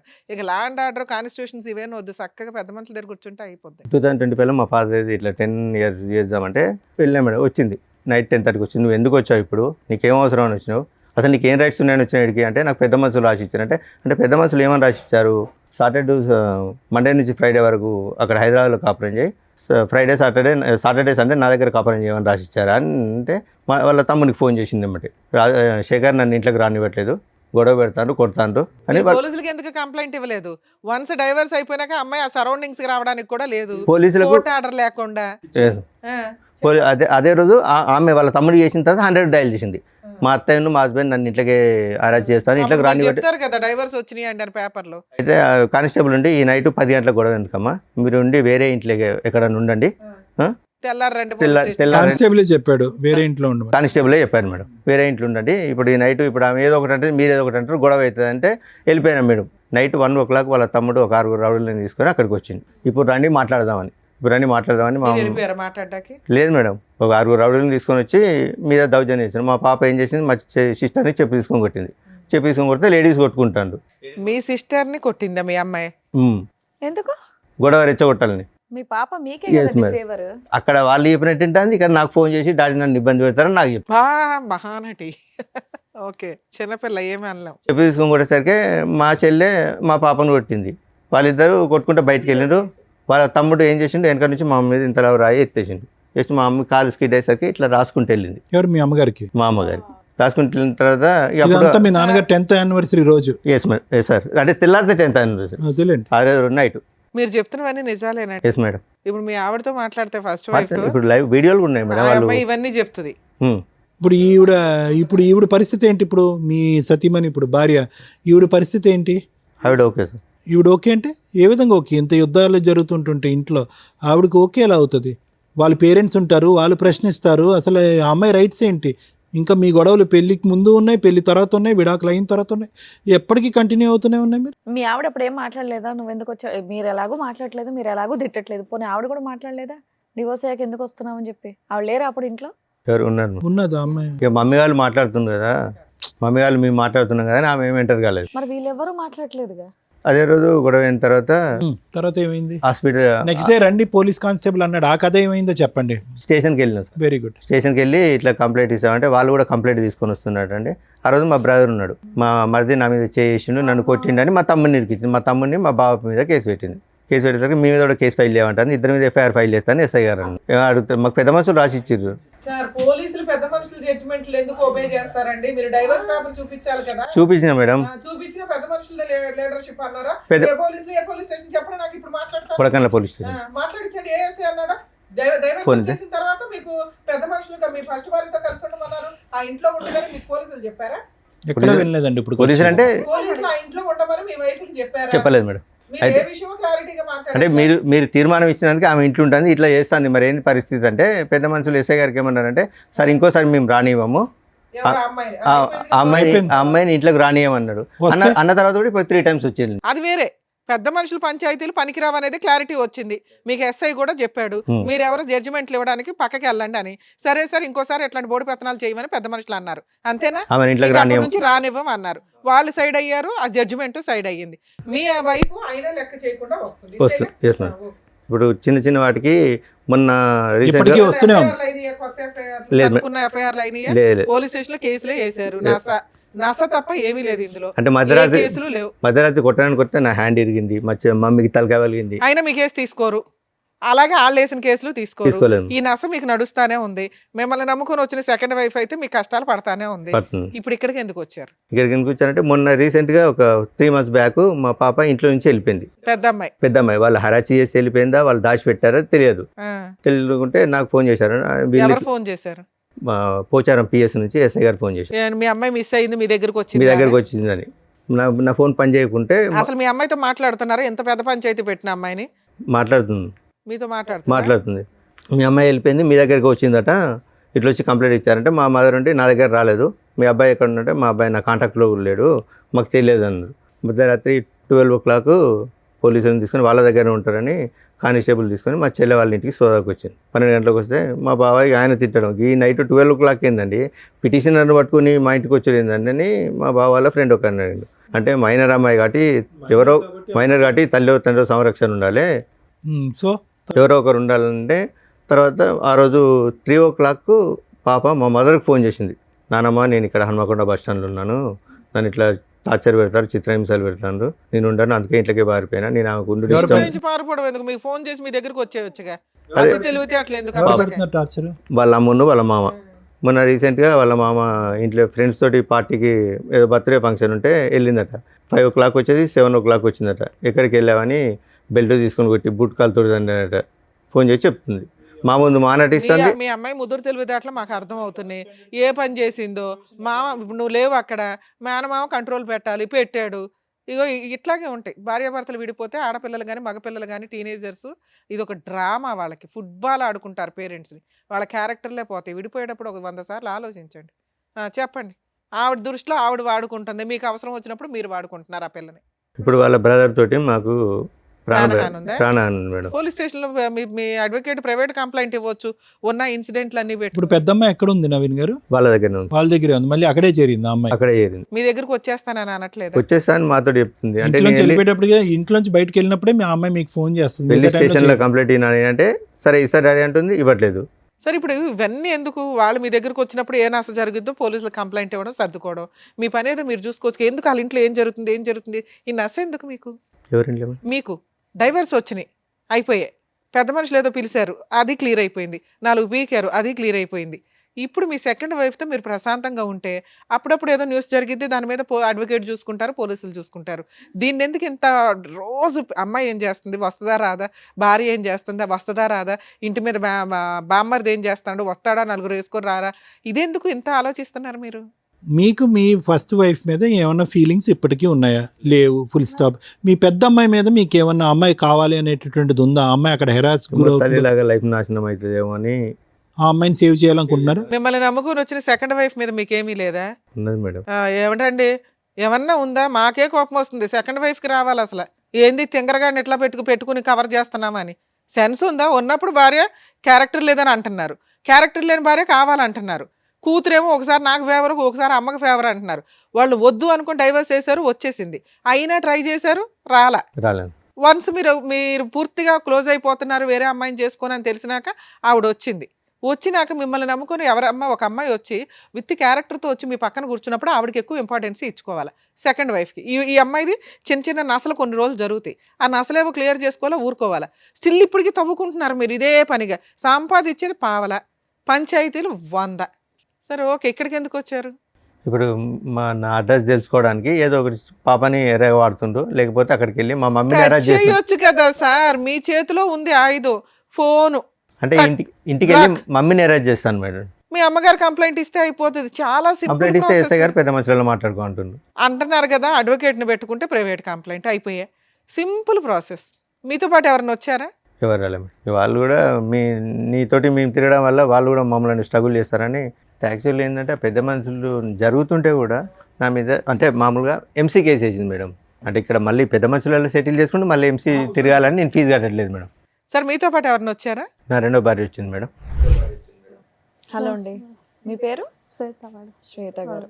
సో విన్నారు కదండి ఇప్పటివరకు ఆయన చెప్పింది. సో మీరన్నా గట్టిగా ఏదో ఒకటి మాట్లాడొచ్చు కదా. అంటే ఇప్పుడు ఆయనకి కూతురు మీద ప్రేమ ఎక్కువ ఫస్ట్ నుంచి కూడా. నేను ఏం చెప్పినా కానీ వినే సిచ్యువేషన్ లేదు. మీరు బయట నుంచి వచ్చారన్న ఒక ఫీలింగ్ ఒకవేళ నేను ఏమన్నా చెప్పినా అమ్మాయి వచ్చి తండ్రిని కూతుర్ని విడదీసేసింది అని అంటారని నేను ఇప్పటి వరకు కామ్గా ఉన్నాను. పైగా ఇంకోటి ఏంటంటే నేను ఒక ఆడపిల్లని, ఆ అమ్మాయి ఒక ఆడపిల్ల, ఫస్ట్ నుంచి బాధలు పడుతూనే ఉంది. అంటే వీళ్ళ పేరెంట్స్ ఆమెను ఈయన కలిసి ఫస్ట్ నుంచి ఇబ్బంది పెడుతూనే ఉన్నది అని చెప్పేసి నేను కూడా సరే మాట్లాడు అని చెప్పేసి ఊరుకున్నాను నేను. ఓకే, ఇంకా కూతురే కదా అని మాట్లాడమని వదిలేశారు. కానీ ఆ అమ్మాయి ఒక్క నిమిషం శ్వేత గారు, ఇప్పుడు ఆ అమ్మాయి ఆ అమ్మాయి యొక్క మెంటల్ స్టేట్ స్టేబుల్గా ఉందని అనుకోవచ్చా? ఎవరు ఇప్పుడు ఓకే ఇతనికి ప్రేమ ఉంది, ఒక నిమిషం నా మాట వినండి, ఈ యుద్ధాలు గొడవలు ఇవన్నీ చూసి ఆ అమ్మాయి ఆల్రెడీ మెంటలీ డిప్రెస్ అయ్యిందేమో అని నాకు అనిపిస్తుంది. ఆ అమ్మాయికి ఒక స్టెబిలిటీ లేదు, స్నేహితులు గీతులు అనేటటువంటి వరదలో కొట్టుకుపోతుంది. రాత్రి అర్ధరాత్రి అనక అపరాత్రి అనక ఇంటికి వస్తుంది. తిట్టినప్పుడు నాన్న గుర్తు వస్తున్నాడు, తిట్టినప్పుడు ఇంట్లో వాళ్ళు నిలదీనప్పుడు ఆ ఇంట్లో ఉంటుంది. నిజంగా ఆ అమ్మాయికి సపోర్టివ్గా ఇతను ముందుకు వెళ్ళాలి అంటే కనుక ఇతని లైఫ్ మీ లైఫ్ మీ కాపురం రిస్క్లో పడుతుంది. నేను అందుకే సార్ ఎస్, ఇప్పుడు ఈరోజు మీరు ఏంటంటే నేను ఒక ఆడపిల్ల గురించి నేను ఎలా మాట్లాడతాను, వచ్చిందంటే సవతి తల్లి వచ్చి సొంత కూతురిని దూరం చేస్తుంది అనేటటువంటి మాట దూరం మాట. ఈరోజు అతను ముందుకు వచ్చి ఫీజు కడతానన్నా, అతను వచ్చి ఆ అమ్మాయి సంరక్షణ తీసుకుంటానన్నా అంత సాఫీగా జరిగేటటువంటి అంశమా? ఫస్ట్ ఆఫ్ ఆల్ ఆ అమ్మాయి వస్తుందా? దామ్మ తలుపులు తీసావు రా అంటే ఆ అమ్మాయి వస్తుందా? I don't think so. అక్కడ వాళ్ళ ఇంట్లో గర్జించినప్పుడు, నిలదీసినప్పుడు, ప్రశ్నించినప్పుడు నానా అని అంటుంది, ఆ తర్వాత షట్. ఇప్పుడు ఆ అమ్మాయి గురించి ఇతను అంటే తప్పుగా అనుకోకండి, కూతురు మీద ప్రేమ ఉంటే కనుక ఆ యుద్ధం ఇప్పుడు కాదు ఎప్పుడో మొదలవ్వాలి. ఎప్పుడో కూతురు గురించి యుద్ధం అనేది ఎప్పుడో మొదలవ్వాలి, అప్పుడు మొదలవ్వలేదు. ఎప్పుడైతే విడాకులు అయిందో ఆ అమ్మాయి ఎప్పుడైతే ఫోన్ చేసి నాన్న అంటం మొదలుపెట్టిందో, అమ్మో మా నాన్న నా కూతురు అక్కడ నలిగిపోతుంది అనేటటువంటి ఫీలింగ్లో వస్తున్నారు. నా గట్ ఫీలింగ్, నా అంతరాత్మ ఏం చెప్తుందంటే ఈ మొత్తం సినారియోలో ఒక టీనేజ్లో సైడ్ ట్రాక్ అయినటువంటి ఒక ఆడపిల్ల సిచ్యువేషన్ అడ్వాంటేజ్ తీసుకుంటుంది అన్నది నా అభిప్రాయం. సేమ్. ఇప్పుడు ఆ అమ్మాయి కాదు, ఆ అమ్మాయిని నువ్వే సంరక్షణ చూసుకో, ఆ అమ్మాయిని అమ్మ నువ్వు అక్కడే పెరిగావు, అక్కడే పుట్టావు, అక్కడే మీ అమ్మ దగ్గరే ఇంతకాలం ఉన్నది, నేను చూసింది నా మాత్రమే, ఒక తండ్రిగా నేను నీ మొహం చూసింది నా మాత్రమే, తల్లి అయినా ఎవరైనా అక్కడే నువ్వు చూసుకో అమ్మా అని చెప్పి మీరు వదిలేస్తే కనుక మీ సంసారం బాగుంటుంది. ఇప్పుడు ఏంటంటే ఇతను విడాకులు ఇచ్చాడు, సడన్గా ఇప్పుడు కూతురు సంరక్షణ అనేటువంటి ఆలోచన వచ్చేటప్పటికి 2 పడవల మీద కాలు వేసేటప్పటికి అక్కడ తల్లికి మామకి అగ్గిల మీద గుగ్గిలం అవుతున్నారు, ఈ అమ్మాయిని ట్రాప్ చేస్తున్నారు మీరు అనేటటువంటి ఫీలింగ్తో. అంతేగా శ్వేత గారు, అదే కదా ఇక్కడ సబ్జెక్టు. లేదంటే ఆ అమ్మాయి ఎందుకు ఇక్కడికి వస్తుంది పదే పదే మీ భార్య విడాకులు అయిన తర్వాత? సరే సార్, ఇక్కడికి ఎందుకు వచ్చారు మీరు? ఏం కావాలని వచ్చారు? మేము అంటే ఇక్కడ హైదరాబాద్లో ఉంటాము, అత్తయ్య గారు ఊర్లో ఉంటారు. మేము దొరకట్లేదు అని చెప్పి వెళ్ళి అత్తయ్య గారిని కొట్టుడు, పిల్లలు లేకపోతే పెద్దమ్మాయి కూడా చెప్పు తీసుకొని కొట్టంటే చెప్పు తీసుకొట్టుడు. ఎందుకమ్మా ఏమని చెప్పి కొడుతున్నారు పెద్దవాడిని? డబ్బులు అడిగిపో. అదే డబ్బులు అడిగిపో. మెయింటెనెన్స్ కాదు మేడం, అదే డబ్బులు అంతే. డబ్బు ఎంతో కొంత, ఏదో ఎంతో కొంత. ఫీజులు కూడా కాదు, వాళ్ళు ఖర్చులకి డబ్బులు అడిగిపో. నువ్వు ఎందుకు కొట్టావు, నువ్వు ఎందుకు ఇయ్యో అని చెప్పేసి పెద్ద పాప వెళ్ళి, చిన్నదంటే తెలీదు తనకి, పెద్దది వెళ్ళి కొట్టుకుపో అంటే వెళ్ళి కొట్టడం. మరి అదే పాప నాయనమ్మ నేను ఇక్కడ ఉన్నాను, బస్ స్టాండ్ లో ఉంది, నా పరిస్థితి బాగాలేదని చెప్పి ఫోన్ చేసి. ఇప్పుడు మా నంబర్స్ ఏం లేవు తన దగ్గర సార్ మాకు చేయడానికి. నాయనమ్మే హెల్ప్ కోరినటువంటి అమ్మాయి ఈ రోజు నాయనమ్మని కొడుతుందని అంటున్నారు కదా. అంతకుముందు సార్, అంతకుముందు నాయనమ్మ కొట్టుపో అంటే కొట్టడం మానేసి ఇంటికి రావడం మానేసి ఎంతకాలం అయింది? ఏదో వస్తూనే ఉన్నారు మేడం వాళ్ళు. అంటే కొట్టడం లేదు, మీరు ఎక్కడ ఉన్నారో తెలియక ఒకసారి వచ్చి ఏం చేస్తారు? వచ్చి 2 days ఉంటుండ్రు వెళ్ళిపోతుంది. పిల్లలేనా ఆవిడ కూడా? ఆవిడే వస్తుంది. వస్తారు మేడం. అప్పుడు ఏం చేస్తున్నారు ఇంట్లో వంట ఎవరు చేస్తున్నారు? వాళ్ళే చేసుకుంటారు. వాళ్ళు చేసేసుకుని వాళ్ళ వరకు ఉండి వాళ్ళ వరకు మళ్ళీ సర్దుకుని. శ్వేత గారు ఆ 2 days ఎలా నడుస్తుంది అమ్మా? ఆ 2 days ఎలా నడుస్తుంది అది తెలీదు సార్ నాకు. కాదు మీ ఇంటికి వస్తుంది ఆవిడ, పిల్లలతో పాటు వస్తుంది, వీళ్ళకి తెలియదు, వాళ్ళ అత్తగారు ఉండరు. సాటర్డే సండే మమ్మీ ఉండదు, మా సిస్టరు ఇప్పుడు 8 months క్యారింగ్ మేడం ఇక్కడికి వస్తుందండి. మమ్మీ లేనప్పుడు వస్తుంది, ఓకే ఓన్లీ ఫెస్టివల్స్ చూసుకొని వస్తుంది. ఓకే, ఆ టైంలో మీ అమ్మగారు ఎక్కడ ఉంటారు? సిస్టర్ దగ్గరకు వస్తుంది, లేదంటే ఉన్న ఊర్లోనే అమ్మమ్మ వాళ్ళ ఇంటికాడ ఉంటారు. ఇల్లు ఎంత వాల్యూ చేస్తుంది? ఎవరి పేరు మీద ఉంది? మా ఫాదర్ మా మమ్మీ పేరు మీద. ఎంత వాల్యూ చేస్తుందండి? ప్రజెంట్లో ఒక 6-7 lakhs. సరే సార్, మీకు ఈ హెరాస్మెంట్లు ఇవి ఉన్నాయి, ఏం చేస్తే బెటర్, ఎలా వెళ్తే బెటర్? ఓకే అది సార్, పాప ఒకసారి మాట్లాడి అసలు ఆ సిచ్యువేషన్ ఏంటి, వస్తే మా దగ్గర ఉంటే మంచిగా ఉండి వాళ్ళకి మాకు సంబంధం లేదు, నేను మా డాడీతో ఉంటాను అంటే తీసుకుంటాం, లేదు నేను అక్కడే ఉంటాను అని అంటే పర్మనెంట్ సెటిల్మెంట్ చేసేసుకుందాం, వాళ్ళకి మాకు సంబంధం లేకుండా. అది సార్. ఇప్పుడు ఎందుకంటే ఇవన్నీ విషయాలు అక్కడ విలేజ్లో దాచిపెడుతున్నారు. వాళ్ళ పెద్ద మనుషులు వీళ్ళు వాళ్ళ దగ్గర డబ్బు వెళ్ళకపోతే పెద్ద మనుషుల్లోకి మిమ్మల్ని కులం నుంచి వెళ్ళేస్తాము, మీరు కులానికి అదేంటి మీకు ఏదన్నా అంటే ఇష్యూ వచ్చినా ఏమన్నా జరిగినా ఏదన్నా అయినా మేము మీ ఇంటికి రాము అని చెప్పేసి. నవీన్ గారు డైవర్స్ దాంట్లో పిల్లలకి ఏం చేయాలని కండిషన్స్ ఉన్నాయి? ఏమి ఉండవు సార్, ఎక్స్పర్టీ ఆర్డర్స్ కదా. అంతే madam. Okay, she is not happy about the. అది సార్ విన్నారు కదా, మీరేమంటారు మేడం? ఈ ఇష్యూలో శ్వేత గారు, నవీన్ గారు, ఇది చాలా చాలా సాగుతున్నటువంటి కేసు. యూజువల్గా మనం ఏమనుకుంటాం అంటే కనుక మేము కానీ చూసేటటువంటి ప్రేక్షకులు కానీ అమ్మ డైవర్స్ అయిపోయింది ఇంకా ఎక్కడితో అయిపోయింది మీరిద్దరు హ్యాపీగా, అది ఇతని దురదృష్టం అనుకోవాలా మీ నరకం అనుకోవాలా నాకు తెలియదు, కానీ డివోర్స్ అయిపోయింది కదా అంత హ్యాపీగా ఉంది పేపర్స్ వచ్చినాయి కదా ఇతను చేసుకుంటే సేఫ్ అన్నట్టుగా మీకు తప్పుగా అనుకో. మీకు మ్యారేజ్ అయిందమ్మా ఇంతకుముందు? అది అయిపోయి అదంతా క్లోజ్ అయిపోయింది, అదంతా హ్యాపీగానే ఉంది, మీ సైడ్ ఏం ట్రబుల్ లేదు, మీకు అక్కడి నుంచి ఏం చిల్డ్రన్ లేరు మీకు. ఓకే, ఇప్పుడు ఏంటంటే అందరికంటే ఇక్కడ అన్నిటికంటే నాకు చూడవలసింది బాధగా ఎవరికి ఉందంటే మీ గురించి నాకు బాధగా ఉంది శ్వేత గారు. ఆల్మోస్ట్ ఇది 2.5 years బట్టి మీరు సఫర్ అవుతున్నారు కదా, 2 years బట్టి 2 years బట్టి సఫర్ అవుతున్నారు. అంతా క్లోజ్ అయింది కదా హ్యాపీగా ఉందాం, నాకంటూ ఏ రెస్పాన్సిబిలిటీ లేదు, ఇతనితో కొత్త జీవితం ప్రారంభిద్దాం అంటే కనుక డివోర్స్ అయిపోయినటువంటి పెళ్ళం వచ్చి భార్య వచ్చి ఇప్పటికీ కూడా ఇబ్బంది పెట్టేటటువంటి దురదృష్టకరమైన పరిస్థితి చాలా రేర్గా చూస్తాం. నా వరకు అయితే లాయర్ మేడం చాలా చూస్తుంటారు కానీ చాలా రేర్గా చూస్తాం. అయితే ఇదేంటంటే ఇక్కడ తప్పుగా అనుకోకుండా అమ్మ, ఇక్కడ నవీన్ గారిది కూడా తప్పు ఉంది శ్వేత గారు. ఇక్కడ ఏంటంటే కర్ర ఎరగదు పాము చావదు అన్నట్టుగా ఈ దరిద్రంగా ఇంత అంటే ఎంత దరిద్రంగా ఉందంటే ఇది ఒక పక్క నుంచి పిల్లలు నాశనం అయిపోతున్నారు. ఆ అమ్మాయిలు ఇద్దరు కూడా వాళ్ళ మెంటాలిటీ ఏంటి, వాళ్ళ వ్యక్తిత్వాలు ఏంటి, వాళ్ళు చదువుకుంటున్నారా లేదంటే ఆస్తుల గురించి పోరాడుతున్నారా, దండయాత్ర చేస్తున్నారా, నాయనమ్మ ఇంటి మీద దండయాత్ర చేస్తున్నారా, లేదంటే దొరికితే మీ ఇళ్ళ మీద దండయాత్ర చేస్తున్నారా, అక్కడ తల్లి మామయ్యతో చేతులు కలిపి ఈరోజు వాళ్ళ జీవితాలు ఎటుపోతున్నాయి అనేటువంటి గత్తెప్పినటువంటి పరిస్థితిలో వాళ్ళు ఉన్నారు ఈరోజు. ఎందుకు ఈరోజు నవీన్ గారు ఇప్పుడు ఎందుకంటే ఆవిడతో మనం మాట్లాడలేదు, ఆవిడ ఉద్దేశం ఏంటి, ఆవిడ ఎవరితో ఎటువంటి సంబంధం పెట్టుకుంది అనేటటువంటి అంశం ఈరోజు ఇతను చెప్పినటువంటి దాన్ని బట్టి మనం వీ కెనాట్ డిక్లేర్ చేయటం కూడా కాదు. ఆవిడతో మాట్లాడదామని ప్రయత్నం చేసేటప్పటికి ఆవిడ ఫోన్ మాట్లాడటానికి అంగీకరించలేదు. ఇక నవీన్ గారిని ఎందుకు నేను తప్పుపడుతున్నాను అంటే 3 అంశాలు. ఒకటి తాగుడు, ఆవిడకి ఎక్కడో నమ్మకం పోయింది. ఓకే సరే, ఆవిడ వెళ్ళిపోయిన తర్వాత తాగాడా ముందు ఉన్నప్పుడు తాగాడా అనేటటువంటిది ఒకటి, అది చిన్న అంశం వేశారు. ఇప్పుడు మానేశాను కదా, ఇప్పుడు ఏం తాగట్లేదని మీరు అంటారు, అది పక్కన పెట్టండి. రెండోది ఏంటంటే బాధ్యత. ఆవిడ ఏంటంటే మొదటి నుంచి ఇతను పని చేయాలి, ఇది చేయాలి, అది చేయాలంది. మూడో అంశం ఏంటంటే కనుక ఈ నాంచుడు ధోరణి ఏదైతే ఉందో ఆవిడ నాంచిందా ఇతను నాంచాడు అనేది కాదు. వీళ్ళిద్దరూ 2008 పెళ్ళయిన తర్వాత 2023లోనో 22లోనో డైవర్స్ వచ్చిందండి. 22లో సార్, 22లో డైవర్స్ వచ్చింది. అదో 2 ఇదో 2 అంటే దగ్గర 14 సంవత్సరాల పాటు వీళ్ళు కొట్టుకుంటూనే ఉన్నారు. పెళ్లి చేసుకుని పట్టుమని 1-2 సంవత్సరాలు కూడా హ్యాపీగా లేరు, కొట్టుకుంటూనే ఉన్నారు. ఒకసారి ఆవిడ కాంప్రమైజ్ అయితే ఒకసారి ఇతను కాంప్రమైజ్ అవుతారు.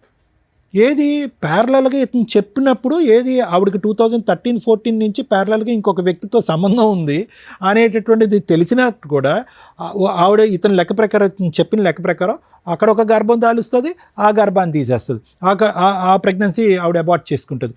ఇతనితో ఒకసారి సంసారం చేస్తుంది, ఆ ప్రెగ్నెన్సీ తీస్తుంది, మళ్ళీ ఇంకో పాపను కంటది. అంటే ఈ కన్ఫ్యూజన్లో ఎక్కడో చోట నవీన్ గారు బలంగా నిలబడి ఇతను ఏంటంటే కనుక ఎక్కడ బహుశా ఆ డబ్బులు ఇవ్వాల్సి వస్తుంది, ఆ మెయింటెనెన్స్ ఇవ్వాల్సి వస్తుంది అనేటటువంటి ఆలోచనతో ఏంటో అతని బ్యాక్గ్రౌండ్లో లీగల్గా ఉండేటటువంటి థాట్ ఏంటో నాకు తెలియదు, కానీ ఎప్పుడూ కూడా అతను నాకు ఈవిడ వద్దు, ఈవిడతో నేను సంసారం చేయను, కాపురం చేయను అనేటటువంటి పరిస్థితి వచ్చుంటే కనుక ఈరోజు ఆ ఆడపిల్లలు పుట్టకుండా అంటే రెండో ఆడపిల్ల పుట్టకుండా అయినా ఉండుండేదమ్మా. ఎందుకంటే వీళ్ళిద్దరి మధ్యన కొద్దో గొప్ప హ్యాపీగా ఉన్న టైంలో పెద్ద ఆడపిల్ల పుట్టేస్తుంది. ఓకే, కానీ వీళ్ళిద్దరి యొక్క డైనమిక్స్ ఎప్పుడు కూడా బ్యాలెన్స్డ్గా లేవు, ఎప్పుడు కూడా బ్యాలెన్స్డ్గా లేవు. ఇతను ఫైనాన్షియల్ రీజన్తోనో ఇంకో బాధ్యత తీసుకుంటుందో లేదంటే పిండి ఆరేస్తుంది, డబ్బులు ఇవ్వాల్సిన ఉద్దేశంతో తూతూ మంత్రంగా ఆ అమ్మాయిని మళ్ళీ జీవితంలో పిలుచుకున్నాడు. అనవసరం రెండో బిడ్డ పుట్టింది కదమ్మా. అంటే కేవలం ఆ అమ్మాయి ఇతను చెప్పినటువంటి విధంగా ఏంటంటే ఆ అమ్మాయికి బ్యాలెన్స్ లేదు. ఒక పక్క నుంచి బయట బాయ్ ఫ్రెండ్, ఇంట్లో హస్బెండ్, ఈ హస్బెండ్ కావాలి, బాయ్ ఫ్రెండ్ కావాలి, అతనితో ఒకసారి ఇతనితో ఒకసారి అనేటటువంటి విధంగా ఇతను చెప్పిన మాటలు బట్టి ఆ అమ్మాయితో మనం మాట్లాడలేం. ఇతను ఏంటంటే కనుక ఎక్కడ ఈవిడ్ని వదులుచుకుంటే కనుక ఎక్కడ ఫైనాన్షియల్ బర్డెన్ పడుతుంది, లేదంటే ఎక్కడ కోర్టుల చుట్టూ తిరగాలన్న ఉద్దేశంతో వీళ్ళు స్వార్థంతో ఇంకో బిడ్డను కనేసారుగా ఈరోజు. ఇప్పుడు ఆ ఇద్దరు ఆడపిల్లలే కదా ఇప్పుడు తల్లిని మించినటువంటి సైనికులు అయ్యారు. ఆ తల్లి చేసేటటువంటి యుద్ధకాండ దహనకాండ కంటే వాళ్ళిద్దరూ దాడి చేస్తున్నారుగా, నాయనమ్మ మీద పెట్టి కొట్లాడుతున్నారు కదా. అది డబ్బుల గురించా, ఆస్తి గురించా, లేదంటే వాళ్ళకి సరైనటువంటి న్యాయం జరగలేదు అనే ఉద్దేశంతోనే వాళ్ళు అటాక్ చేస్తున్నారు. ఈరోజు వాట్ ఎవర్ ద డైవర్స్ ఏదైతే ఉందో, ఎక్స్పార్టీ డైవర్స్ వచ్చిందో అందులో ఉండేటటువంటి కండిషన్తో మేమిద్దరం భార్యాభర్తలుగా విడిపోయామనే కానీ ఇతని పిల్లలకి ఎటువంటి న్యాయం చేయట్లేదు అనేటటువంటి ఉద్దేశంతో ఆ తల్లి వాళ్ళని ఉసుగొలుపుతుంది. వాళ్ళు న్యాయపరమైనటువంటి విధంగానే ముందుకు వస్తున్నారు. మాకేంటి మీకేంటి, మాకేంటి, మా పోషణ ఏంటి, మా ఆలోచన ఏంటి, మా భవిష్యత్తు ఏంటి, మా పెళ్ళిళ్ళు ఏంటి అనేటటువంటి ఆ విషయం గురించి లెక్క తేల్చుకోవాలిగా నవీన్ గారు. అవునండి. ఇక్కడ ఏంటి ఆవిడ వచ్చి ఇక్కడ ఏంటి నాకు నువ్వు భర్తగా కావాలి, డైవర్స్ మాట పక్కన పెట్టు, నేనే నీతో కాపురం చేస్తాను, నువ్వు సెకండ్ భారీగా నువ్వెవరు అనే మాట ఆవిడ అనట్లే. ఇప్పుడు వచ్చేటటువంటి అంశం మనకు తెలియనటువంటి సీక్రెట్ ఏదన్నా ఉంది అంటే కనుక ఆ పిల్లల భవిష్యత్తు దృష్ట్యా ఏం న్యాయం చేశారు అలాంటప్పుడు పిల్లల్నే కనకూడదు. అది ఇక్కడ వచ్చేటటువంటి లైవ్లో ఉండేటటువంటి గొడవ. అది ఈ మధ్యలో ఏమవుతుందంటే ఓకే ఇవన్నీ లీగల్ పరమైనటువంటి అంశాలు, నాకు ఉన్నటువంటి పరిజ్ఞానం ఆ మాత్రమే, ఆ అంశం నేను పక్కన పెడతాను. కానీ ఇక్కడ తేల్చుకోవాల్సిన ప్రేక్షకులకు ప్రత్యేకంగా చెప్పేటటువంటిది అంశం ఏంటంటే భార్యాభర్తల మధ్యన మీ ఇద్దరి మధ్యన ఏమైనా డిఫరెన్సెస్ ఉంటే ఐదర్ మీడియేషన్ కానీ లేదంటే కౌన్సిలింగ్ ద్వారా కలిసే అన్నటువంటి ప్రయత్నం చేయండి, లేదంటే లీగల్ పరమైనటువంటి స్టెప్స్ తీసుకుని విడిపోవటానికన్నా ప్రయత్నం చేయండి. ఏదైనా కూడా త్వరగా జరగాలి. ఆ న్యాయం కలిసి ఉండేటటువంటి న్యాయం అయినా త్వరగా జరగాలి, లేదంటే విడిపోయేటటువంటి న్యాయం అయినా జరగాలి. ఎందుకంటే ఇందులో ప్రత్యేకంగా ఈ యుద్ధంలో పిల్లలు పావులు అవుతారు, ఫైనల్గా పిచ్చి వాళ్ళు అవుతారు.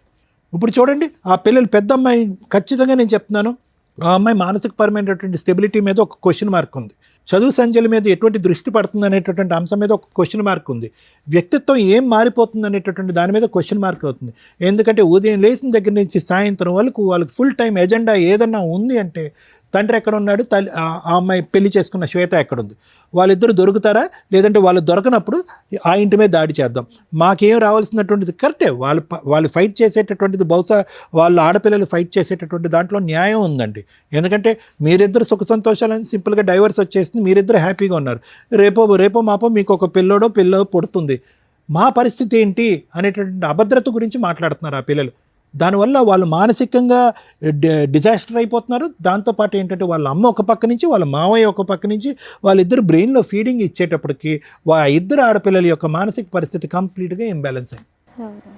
సో నా వరకు ఏంటంటే ఎవరైనా కూడా దయచేసి పిల్లల మీద ఇటువంటి ప్రభావం పడేంత వరకే యాజ్ ఇట్ ఈస్ టీనేజ్లో ఉండేటటువంటి ఆడపిల్లలైనా అబ్బాయిలైనా వాళ్ళ యొక్క ఎడ్రినర్జిక్ రెస్పాన్స్ వల్ల వాళ్ళు కొద్దిగా హైపర్గానే ఉంటారు, అడ్వెంచరస్గానే ఉంటారు, ఛాలెంజింగ్గానే ఉంటారు, స్టబర్న్గా ఉంటారు, మొండిగా. ఇవన్నీ కూడా హార్మోన్ పరమైనటువంటి మార్పు.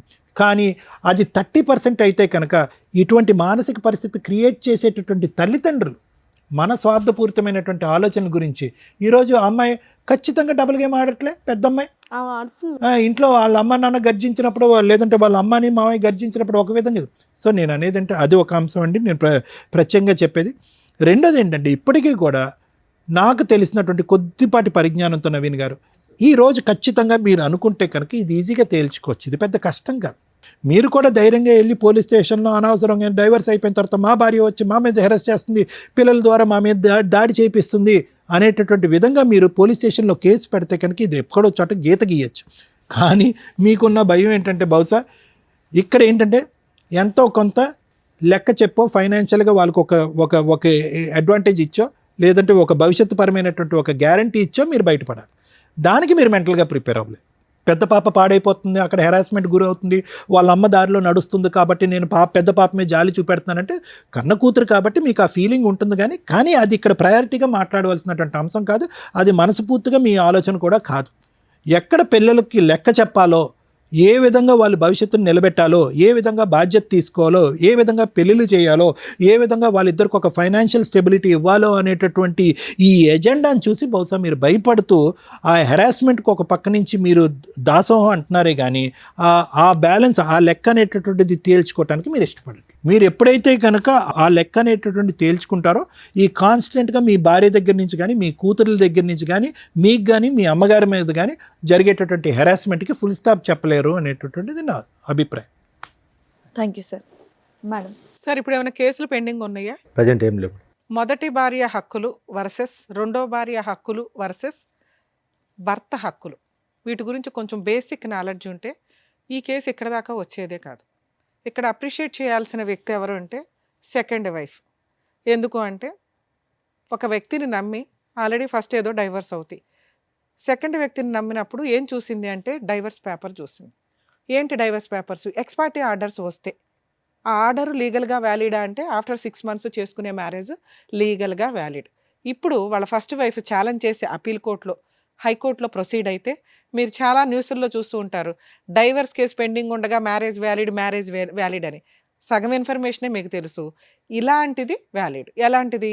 అతను ఎక్స్‌పార్టీ ఆర్డర్సో ఏదో తెచ్చుకున్నాక 6 మంత్స్ దాటిపోయినాక వాళ్ళు డైవర్స్ కేసు హైకోర్ట్‌లో అప్పీల్‌కి వేసుకున్నప్పుడు, ఈ మ్యారేజ్ డిలే లేతే లోయర్ కోర్ట్‌లోనే రీఓపెన్ చేసినప్పుడు డిలే అయిపోయింది. లిమిటేషన్ అయిపోయింది. లిమిటేషన్ తర్వాత చేసుకునే మ్యారేజ్ లీగల్‌గా వ్యాలిడ్.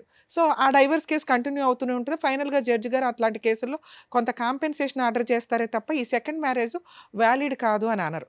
సో, ఎవరన్నా జెంట్స్ గాని, లేడీస్ గాని మీకు ఎక్స్-పార్టీ ఆర్డర్స్, డైవర్స్ కాపీస్ కనుక చూపిస్తే 6 మంత్స్ కంప్లీట్ అయిందా లేదా చూసుకొని ఆఫ్టర్ 6 మంత్స్ మ్యారేజ్ చేసుకోండి. అది లీగల్‌గా వ్యాలిడ్. ఫస్ట్ వైఫ్ కానీ, ఫస్ట్ హస్బెండ్ గానీ ఫైటింగ్ చేస్తున్నా కూడా మీకు ప్రాబ్లమ్ లేదు. అవి ఫర్దర్‌గా నడుస్తూ ఉంటాయి. కానీ యూజ్ ఏముంది? ఇప్పుడు ఈ సెకండ్ వైఫు హరాస్మెంట్ పడుతున్నట్టు లెక్క. ఆ అమ్మాయికి వేరే ఆప్షన్ లేదు.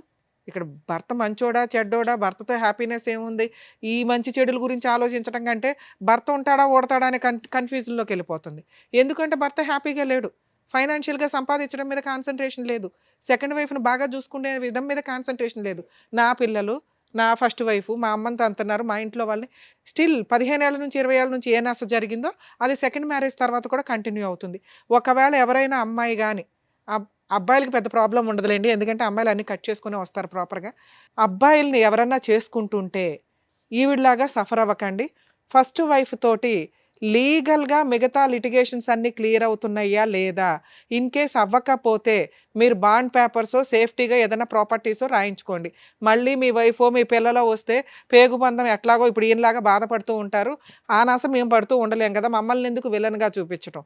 మీ అవసరం వాళ్ళకుంది, ఆళ్ళ అవసరం మీకుంది. సో, కాబట్టి మీకేం తక్కువైనట్టు కాదు. సెకండ్ వైఫ్ వచ్చినాక ఆ పిల్లలు రావడం, రాకపోవడం అనేది మీరు ముందుగా మాట్లాడుకుంటే ఈవిడ పడే మానసిక క్షోభ బయటికి చెప్పకుండా. పాపం ఆవిడ ఒక్క మాట మాట్లాడట్ల. అలాంటి క్షోభ పడకుండా ఉంటారు. సేఫ్ సైడ్‌లో ఉండండి.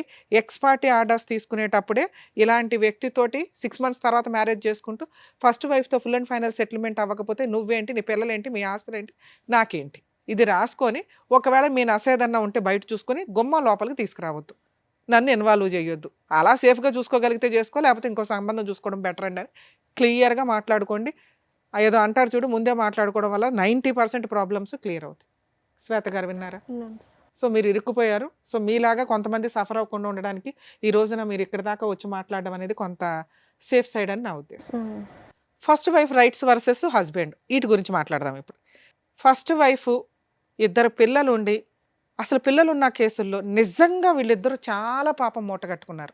వరస్ట్ ఆఫ్ వరస్ట్ తల్లిదండ్రులు ఏంటి అంటే, ఈ రకంగా పిల్లల్ని ఫుట్‌బాల్ ఆడుకుంటున్నట్లు ఆడుకుంటుంటే నరకం కనిపిస్తుంది పిల్లలకి.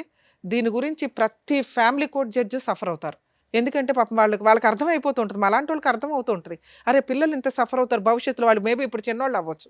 కానీ అమ్మ దగ్గర పెరుగుతారు 90% మన ఇండియన్ జ్యూరిస్డిక్షన్స్ ప్రకారం, రెస్పాన్సిబిలిటీస్ ప్రకారం. ఎందుకంటే మదర్స్ సరిగ్గా చూడరని. అలాగే తండ్రి తనను తానే చూసుకోలేక ఇంకో పెళ్లి చేసుకుంటాడు. ఇంక పిల్లల్ని ఏం చూసుకుంటాడు? 99% అలాగే ఉంటారన్న ఉద్దేశం. మెజారిటీకి ఎప్పుడు ఇంపార్టెన్సీ ఉంటది కాబట్టి తండ్రికి కస్టడీ అనేది ఇవ్వరు చాలా సందర్భాల్లో. ఆ కస్టడీ తీసుకుంటే ముందు అబ్బాయిని కాపాడుకోలేం.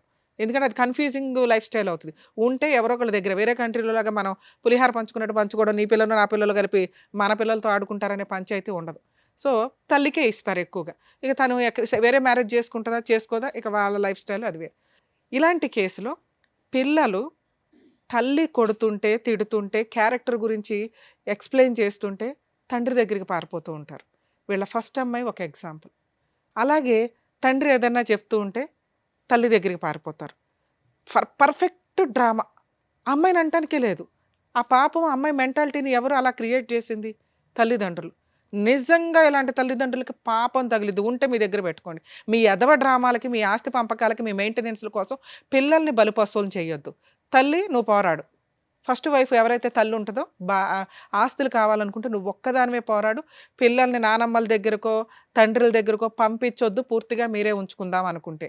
లేదా అమ్మ 5 రోజులు ఇక్కడుండు. Saturday, సండేలు daddy దగ్గరికెళ్ళు. పండగలప్పుడు వెళ్ళు. ఇంతే తప్ప మీ పర్సనల్ విషయాల గురించి పిల్లలతోటి ఎద్దవ డ్రామాలు వేయొద్దు. పిల్లలు మీ దగ్గర కావాలనుకున్నప్పుడు ఫీజు కట్టుకోవాలా. ఆయన ఎందుకు కడతాడు? అంత రెస్పాన్సిబిలిటీ లేకపోతే పిల్లల్ని వదిలేసేయండి. పూర్తి కస్టడీ అతనికి ఇచ్చేయండి. ఇది లేకుండా డ్రామాలు ఆడకండి. ఇక ఈ కేసులో worst of worst husband, worst of worst father అని నా ఉద్దేశం. ఎందుకు మేడం అంత దారుణంగా మాట్లాడారు? పాపం అతను మంచిగానే ఉన్నాడుగా. బయటికే మంచి. అతని మెంటాలిటీ కరెక్ట్ కాదు. ఇలా ఉన్న వాళ్ళకి ఈ నస జీవితకాలం కంటిన్యూ అవుతది. ఎందుకు అంటే ఆయన ఎక్కడా కూడా ఒక ప్రాబ్లంకి పుని స్టాప్ పెట్టట్లా. వరస్ట్ కొడుకు కూడా ఇంకా దారుణం ఏంటంటే ఎందుకు ఇప్పుడు ఆయనతోటే మాట్లాడి తెలుసుకుందాం. మీలాంటి వాళ్ళని ఈ మధ్య కోర్టుల్లో చూస్తున్నాం.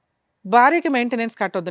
నేను ఆ విషయానికి 100% సపోర్ట్ చేస్తాను. ఎందుకంటే మీ ఇద్దరు గట్టిగా 10 రోజులు కాపురాలు చేస్తారు, బయటికి వెళ్ళిపోయి మెయింటెనెన్స్లని జెంట్స్ని జలగల్లాగా పీక్కు తింటున్న మహిళలు బోలెమంది ఉన్నారు. వాళ్ళు నా దృష్టిలో నేను చాలా ఇబ్బందిగా అనుకుంటాను. ఆ మాట అనటం బాగుండదు. కానీ జాబులు చేసుకోవాలా, ఇండివిజువల్గా బతకాలా, కుదిరితే ఫుల్ అండ్ ఫైనల్ సెటిల్మెంట్ చేసుకోవాలా, లేదా భర్తతో కలిసి సర్దుకుపోవాలా. భర్త ఎందుకు పోషించాలి? నువ్వు కూడా పోషించవచ్చు. చదువుకుంటున్నావు, జాబులు చేస్తున్నావు, కుటుంబాన్ని లేడీస్ కూడా పోషించవచ్చు అనేది నా ఉద్దేశం. ఎప్పుడు మంచి భర్త అయితే. మీరు ఎక్కడ మంచి భర్త? ఏమయ్యా నీ శాలరీ ఎంత అంటే, మేడం మా ఆవిడకి అక్రమ సంబంధం ఉంది అందుకే సరిగ్గా చేయలే. సరే అక్రమ సంబంధం వదిలేయచ్చు కదండి, బాబు పిల్లలు ఉన్నారు కావాలి. ఎప్పుడైతే అక్రమ సంబంధం ఉంది అన్నావో ఆవిడొద్దు మనకి. ఎందుకంటే అలాంటి క్యారెక్టర్లెస్ అనే అమ్మాయిని ఇంట్లోకి తెచ్చి నువ్వు ఏ రకంగా పడుకుంటావు, ఏ రకంగా ఇంకో పిల్లని కంటావు? నీ క్యారెక్టరే లేదు కదా. అంటే మీకు అవసరం కేసులు వేస్తే కోర్టుల చుట్టూ తిరగాల, ఏదో రకంగా అబద్ధం చెప్పి ఇంట్లోకి తెచ్చుకొని 4 రోజులు వాడేసుకొని మళ్ళీ కేసులన్నీ క్లోజ్ చేసుకుని మళ్ళీ పోట్లాడుకుందాం ఫ్రెష్గా. 2, భార్యకి మెయింటెనెన్స్ ఇవ్వకపోతే అది మీ హక్కు, నేనేం మాట్లాడను. మీకు పుట్టిన పిల్లలకి మీరు మెయింటెనెన్స్ ఇవ్వకుండా బాబ్బా జైలుకి వెళ్ళి వచ్చేసారు. ఎందుకు వదిలేయాలి మిమ్మల్ని? వాళ్ళు చేస్తున్నది 100% కరెక్ట్. మీ ఫస్ట్ వైఫ్ చేస్తున్నది 100% కరెక్ట్, వాళ్ళ బ్రదర్ చేస్తున్నది 100% కరెక్ట్. అప్పనంగా ఒక అమ్మాయిని పెళ్లి చేసుకొని ఆవిడ క్యారెక్టర్ అసాసినేషన్ చేసేసి మళ్ళీ దానికి ఒక ఎవిడెన్స్గా కూతుర్ని పెట్టుకొని ఇక ఈరోజు కూతురు పరువు కూడా తీసేశారు. ఇక్కడికి వచ్చి వాళ్ళకి ₹1 ఇవ్వకుండా, మేడం బాగా నస్తుందండి, మమ్మల్ని చంపేస్తున్నారు, మా అమ్మని మీరు మీలాంటి కొడుకు ఉండడం వల్ల మీ అమ్మ తన్నులుతుంది. మనవరాల చేతుల్లోనూ, కోడల చేతుల్లోనూ, వాళ్ళ బ్రదర్ చేతుల్లోనూ పోలీస్ స్టేషన్లకు తిరుగుతున్నారు, నర్రకం పడుతున్నారు. వీటన్నిటికీ రీజన్ ఏంటో తెలుసా? మీ బిహేవియర్. మీరు ఒక ఇంటర్ చదివో బయటకు వచ్చిన పిల్లలు కూడా ఈ రోజున 15,000 అన్న మాట నేను వినట్ల. కనీసం 20-25కి వచ్చేసరికి వాళ్ళు ఆటోమేటిక్గా 30లు 40లు సంపాదిస్తున్న సొసైటీలో మనం ఉన్నాం. మీరు స్టిల్ ఇప్పటికీ 15,000 అని చెప్తున్నారు తెలుసా? 18 మేడం. 18 చూసారా? 3,000 మీకు చాలా. ఆఫ్టర్ ఆల్ సార్ ఈరోజు మనం ఒక చోట నుంచి ఇంకో చోటకి వెళ్తే 3,000 ఈజీగా అయిపోతాయి. అలాంటి 18,000 మీరు ఎన్ని రోజుల నుంచి సంపాదిస్తున్నారో నాకు అర్థం కాల. ఈవిడికి చెప్పడానికి ఏదో జాబ్ చేసి ఉంటారు, అదే కంటిన్యూ. కానీ ఇక్కడ మీరు కరెక్ట్గా లేరు కదా. అది క్లియర్ చేసుకోవాలి ఫస్ట్. ఓకే, నన్ను ఎవరో ఒకరికి న్యాయం చేయండి. మిమ్మల్ని నమ్ముకుని ఒక అమ్మాయి వచ్చింది, ఈవిడే మీ లైఫ్. ఇంకా పిల్ల, రెండో పిల్ల, ఫస్ట్ భార్య ఇవి కాదు. ఈవిడికి ఫస్ట్ అమ్మాయికి నేను న్యాయం చేయాలా, రమ్య గారు చెప్తున్నారు. పిల్లలకి న్యాయం చేయాలా, రమ్య గారు చెప్తున్నారు. కన్న తల్లికి న్యాయం చేయాలా, రమ్య గారు చెప్తున్నారు. నన్ను నమ్ముకొని ఇంకో అమ్మాయి వచ్చింది, ఆవిడకన్నా న్యాయం చేద్దాం, ఇక్కడ నుంచి కొత్త లైఫ్ స్టార్ట్ చేద్దాం అని అనుకుంటే ఇంకోసారి ఇట్లాంటి స్టేజ్ మీద కూర్చోకండి. ఏం చేయాలి మరి? ఈ అమ్మాయిని కాపాడాలంటే వాళ్ళకి న్యాయం చేయాలి. ఈ అమ్మాయికి న్యాయం చేయాలంటే ఏం చేయాలి? వాళ్ళకి న్యాయం చేయాలి. మీ అమ్మకి న్యాయం చేయాలంటే ఏం చేయాలి? వాళ్ళకి న్యాయం చేయాలి. ఏమి న్యాయం చేయాలా? ఉన్నది ఒక 6 లక్షలు ఇల్లు, అది మీ అమ్మగారిది. ఉన్నది ఒక 1/2 ఎకరం, అది 3 వాటాలు. అంటే మీ దగ్గర ఏమీ లేవు పంపకాలు చేయడానికి. మీ అమ్మగారి తదనంతరం మిగిలేదు కూడా 1 లక్షే. ఆ ఇల్లు మీ ముగ్గురు పంచుకుంటే. అర్థమవుతుందా? ఎక్కడో 1 లక్ష, అక్కడో 2 లక్షలు, 3 లక్షలు మీ దగ్గర ఉన్న పంచాయతీ. ఆ అమ్మాయికి ఫుల్ అండ్ ఫైనల్ సెటిల్మెంట్ అవ్వకపోతే భూమి బద్దలైనా మీకు ఈ ప్రాబ్లం సాల్వ్ అవ్వదు. పోనీ మీరు అక్కడెక్కడన్నా దాన్ని పుని స్టాప్ పెడుతున్నారా? పెట్టట్లా. ఏ పెద్ద మనుషులు సార్ డైవర్స్ వచ్చిన తర్వాత అమ్మా నువ్వు వెళ్ళి కలుసుండు అనేది ఎందుకన్నారో తెలుసా? ఆ పెద్ద మనుషులు ఆ అమ్మాయికి పిల్లలకి న్యాయం చేయడం కోసం. పిల్లలు ఉన్నారు కాబట్టి మీరు కలిసి ఉండండి అల్లా. పిల్లల్ని రోడ్డు మీద వేసేవరా నువ్వు? ఆ పిల్లలు ఉండడానికి షెల్టర్ కావాలని మీ ఇంట్లోకి పంపించారు అంతే తప్ప వాళ్ళు మీకు అన్యాయం చేయలేదు, ఆ అమ్మాయికి ఏమీ న్యాయం చేయలే. కానీ లీగాలిటీ ఒకటి ఉందిగా. వన్స్ డైవర్స్ వచ్చినాక ఫోర్స్ఫుల్గా మీ అమ్మగారి ఇంట్లోకి అంటే అత్తగారి ఇంట్లోకి ఫోర్స్ఫుల్గా వెళ్ళే రైట్స్ ఏ కోడలికి ఉండవు తల్లి. ఈయన మీద ప్రాపర్గా కేసులు వేసుకుని ఉంటే సరిపోయేది. ఎంత తెలివితేటలంటే వరస్ట్ ఫాదర్ అని నేను ఎందుకు అన్నానంటే, పిల్లలకి ఇవ్వాల్సిన 2 లక్షలు మీరు అరేంజ్ చేసుకోకుండా 1 మంత్ జైలుకి వెళ్ళారండి. సరే ఆ అమ్మాయికి ఇవ్వాల్సింది ఇవ్వద్దు, పిల్లలకు ఒక 50,000 సర్దుకోవాలిగా. మేడం నేను 50,000 ఇస్తానండి. వాళ్ళు మొత్తం ఏ కోర్టు కూడా మీకున్న 1,50,000 2 లక్షల ఎరియర్స్లో మేడం నేను 2 రోజులు 50,000 కడతాను అంటే ఖచ్చితంగా మీకు టైం ఇస్తారు. సరేనా 50 కట్టండి, 1 వీక్లో కట్టే అంటారు తప్ప ఎన్ని డేట్లు ఇస్తారో తెలుసా? ఎందుకంటే ఆ అమ్మాయికి పిల్లలకి న్యాయం చేయాలి. ఎందుకంటే ఎవరో అని అర్థమైపోద్ది వాళ్ళకి. వచ్చినంత వసూలు చేసి పెడదామనే జడ్జెస్ డేట్ ఇస్తూనే ఉంటారు. మిమ్మల్ని జైలుకి పంపిస్తే వాళ్ళకి ఏమి రావు. క్లియర్, అక్కడతో క్లియర్. అర్థమవుతుందా? అమ్మ ఇలాంటి కేసుల్లో హస్బెండ్ ఏమి ఇవ్వకపోతే జైలుకి వెళ్తే ఎడనివ్వడు, వాళ్ళకి బుద్ధి వస్తుంది. కానీ అలవాటు అయిపోయింది ఇక్కడ. సో పిల్లలకి మెయింటెనెన్స్ వసూలు చేసుకునే హక్కు మీకు ఉంటుంది. ఈ రకంగా నసగా వెళ్ళటం కరెక్ట్ కాదు. ఎందుకంటే ఇప్పుడు ఈ ఎఫెక్ట్ మీ జీవితం మీద పడింది, ఇతని జీవితం మీద పడింది, పిల్లల మీద పడుతుంది. ఇంకెంత పాపం మూట కట్టుకుంటాం? ఎప్పుడైతే జైలుకి వెళ్ళాడో ఆయన క్యారెక్టర్ అధపాతాళానికి వెళ్ళిపోయింది. పిల్లలకి మెయింటెనెన్స్ ఇవ్వకుండా వెళ్ళిన వ్యక్తి విషయంలో పెద్ద మనుషులు కానీ కోర్టులు కానీ ఏమీ చెయ్యవు. వేస్ట్. ఇంకా అట్లాంటి వాళ్ళు ఉన్నా వేస్ట్ అనుకోండి దయచేసి. పెద్ద మాట మాట్లాడా, మీకు అర్థమైతే బెటర్. కనీసం పిల్లల్ని ఎట్లా ప్రొటెక్ట్ చేసుకోవాలి, పిల్లల్ని ఎట్లా చదివించుకోవాలి. గవర్నమెంట్ చదువులు చాలా ఉన్నాయి తల్లి, చదివించుకోండి. వాళ్ళని ఫుట్బాల్ లాగా ఆడితే రేపొద్దుట ఇవే లక్షణాలు పిల్లకి వస్తాయి. మీలాంటివి తల్లుల దగ్గర పెరిగితే వాళ్ళు ఏం సొసైటీలో ఎలా తండ్రి అంటే ఏంటి, భర్త అంటే ఏంటి, కుటుంబం అంటే ఏంటి తెలియదు. క్రూయల్గా మారిపోతూ ఉంటారు. వాళ్ళకి వాళ్ళు ఏదో చేసుకుంటూ ఉంటారు, సర్వనాశనం అయిపోవాలి డబ్బు కోసం, అంతే. క్యారెక్టర్లే పోతాయి తల్లి, అర్థం చేసుకోండి. మీ పిల్లల కోసం మేము బాధపడుతున్నాం ఇక్కడ. మీ వైఫ్ ఎవరన్నా విని ఉంటే కనుక, ఫస్ట్ వైఫ్, తల్లి రిక్వెస్ట్ చేస్తున్నాను, ఇక వదిలేయండి ఆయన్ని. జస్ట్ కోర్టులో మెయింటెనెన్స్ కేసు ఒకటి వేసుకోండి. మీరు ఎలాగో ఇంకో పెళ్లి చేసుకోరు, ఆయన మెయింటెనెన్స్ కట్టకుండా అప్పుడప్పుడు జైలుకి వెళ్తూనే ఉంటాడు, వెళ్ళనివ్వండి చాలు. పిల్లల ఫీజులు మీరే కట్టుకోండి, ఎందుకంటే ఆయన కట్టడు. మేము ఈరోజు కట్టమని చెప్పినా కూడా ఆయనకు అర్థం కాదు, ఇక్కడ నుంచి సర్దుకొని వెళ్తాడే తప్ప. అంత పర్ఫెక్ట్ వ్యక్తిత్వం. సార్ మీ విషయానికి వస్తే, మమ్మల్ని నమ్ముకొని వచ్చారు కదా, మీకు కాస్త లా అండ్ ఆర్డర్ ఉంటుందిగా, న్యాయం చెప్పాలి, చెప్తాం. మీ అమ్మగారిని ప్రొటెక్ట్ చేసే రైట్స్ మీకు చాలా ఉన్నాయి. మీరు ఎక్కడా కూడా ప్రాపర్ వేలో వెళ్ళట్ల. రూపాయి వదలకూడదు, అందరూ వెళ్ళిపోవాలా, డ్రామాలు ఆడేయాలి. ఇది కరెక్ట్ కాదు. మీరు మారండి ఇప్పటికైనా. ఇక చిన్న వయసులో ఉన్నారు, ఇంకా బోల్డంత లైఫ్ ఉంది, ఒక మంచి అమ్మాయి దొరికింది మీకు. మీరు ఇక్కడ బ్రెయిన్లో ప్యూర్గా అవ్వకపోతే ఇది ఇలాగే కంటిన్యూ అవుతుంటుంది. ఈవిడ ఎంతకాలం భరిస్తారో ఒకసారి ఆలోచించుకోండి. సో ఇప్పుడు పిల్లలకి మిమ్మల్ని ఏదో ఇచ్చే సెటిల్ చేసుకోండి అంటే వాళ్ళ ముగ్గురికి కలిపి మీరు ఆ పెద్ద మనుషుల దగ్గర కూర్చొని, మా ఇంటికి రావద్దు, మా అమ్మ దగ్గరికి రావద్దు, ఫుల్ అండ్ ఫైనల్ సెటిల్మెంట్ ఇదిగోండి, నేను 50,000 ఇవ్వగలను, ఈ 1,00,000 ఇవ్వగలను, తీసుకుంటారా, ఇంకా నా ఇంటికి రావద్దు, అగ్రిమెంట్ రాసి పడేసి మెయింటెనెన్స్లో ఏదైనా లోక్ అదాలత్లో పెట్టుకోండి. ఎందుకంటే మీ వైఫ్ని మేము నమ్మలేము. పెద్ద మనుషుల దగ్గర కాదు, కోర్టులో ఏ కేసుల ద్వారా కాదు, legal cell authority Lok Adalat అని ఒకటి ఉంటుంది. మీరు ఎక్కడైతే ఉంటారో అక్కడికి వెళ్ళి మీది అవుట్ ఆఫ్ కోర్టు సెటిల్మెంట్ అయితే అక్కడ కూర్చొని ఫుల్ అండ్ ఫైనల్ సెటిల్మెంట్ చేసుకుని అందులో రాయించుకుంటే భవిష్యత్తులో పిల్లలు కానీ, ఆ అమ్మాయి కానీ, మీ మీద కానీ, మీ ఆస్తుల మీద కానీ ఏ కేసులు వేయడానికి ఉండదు. 1,00,000 మాట్లాడుకుంటారు, 2,00,000 మాట్లాడుకుంటారు, మీ తాహత కొద్ది మాట్లాడితే మీరు సేవ్ అవుతారు, ఈవిడ సేవ్ అవుతుంది. ఇక 2, మేడం వాళ్ళు ఒప్పుకోలేదు, నా తాహత అంతే, నేను 1,00,000 ఇస్తానన్నాను, వాళ్ళు యాక్సెప్ట్ చేయలేదు, వాళ్ళు 50,00,000 అడుగుతున్నారు, నేను ఎక్కడో అప్పు చేసి మా తమ్ముడు వీళ్ళు వాళ్ళు తలా పంచాయతీ పెడితే 2,00,000 అయినాయి, అయినా వాళ్ళు ఒప్పుకోవట్లేదు అంటే మీ అమ్మగారి చేత కోర్టులో మీకు ఒక అడ్వకేట్ని పెట్టుకోండి ఫస్ట్.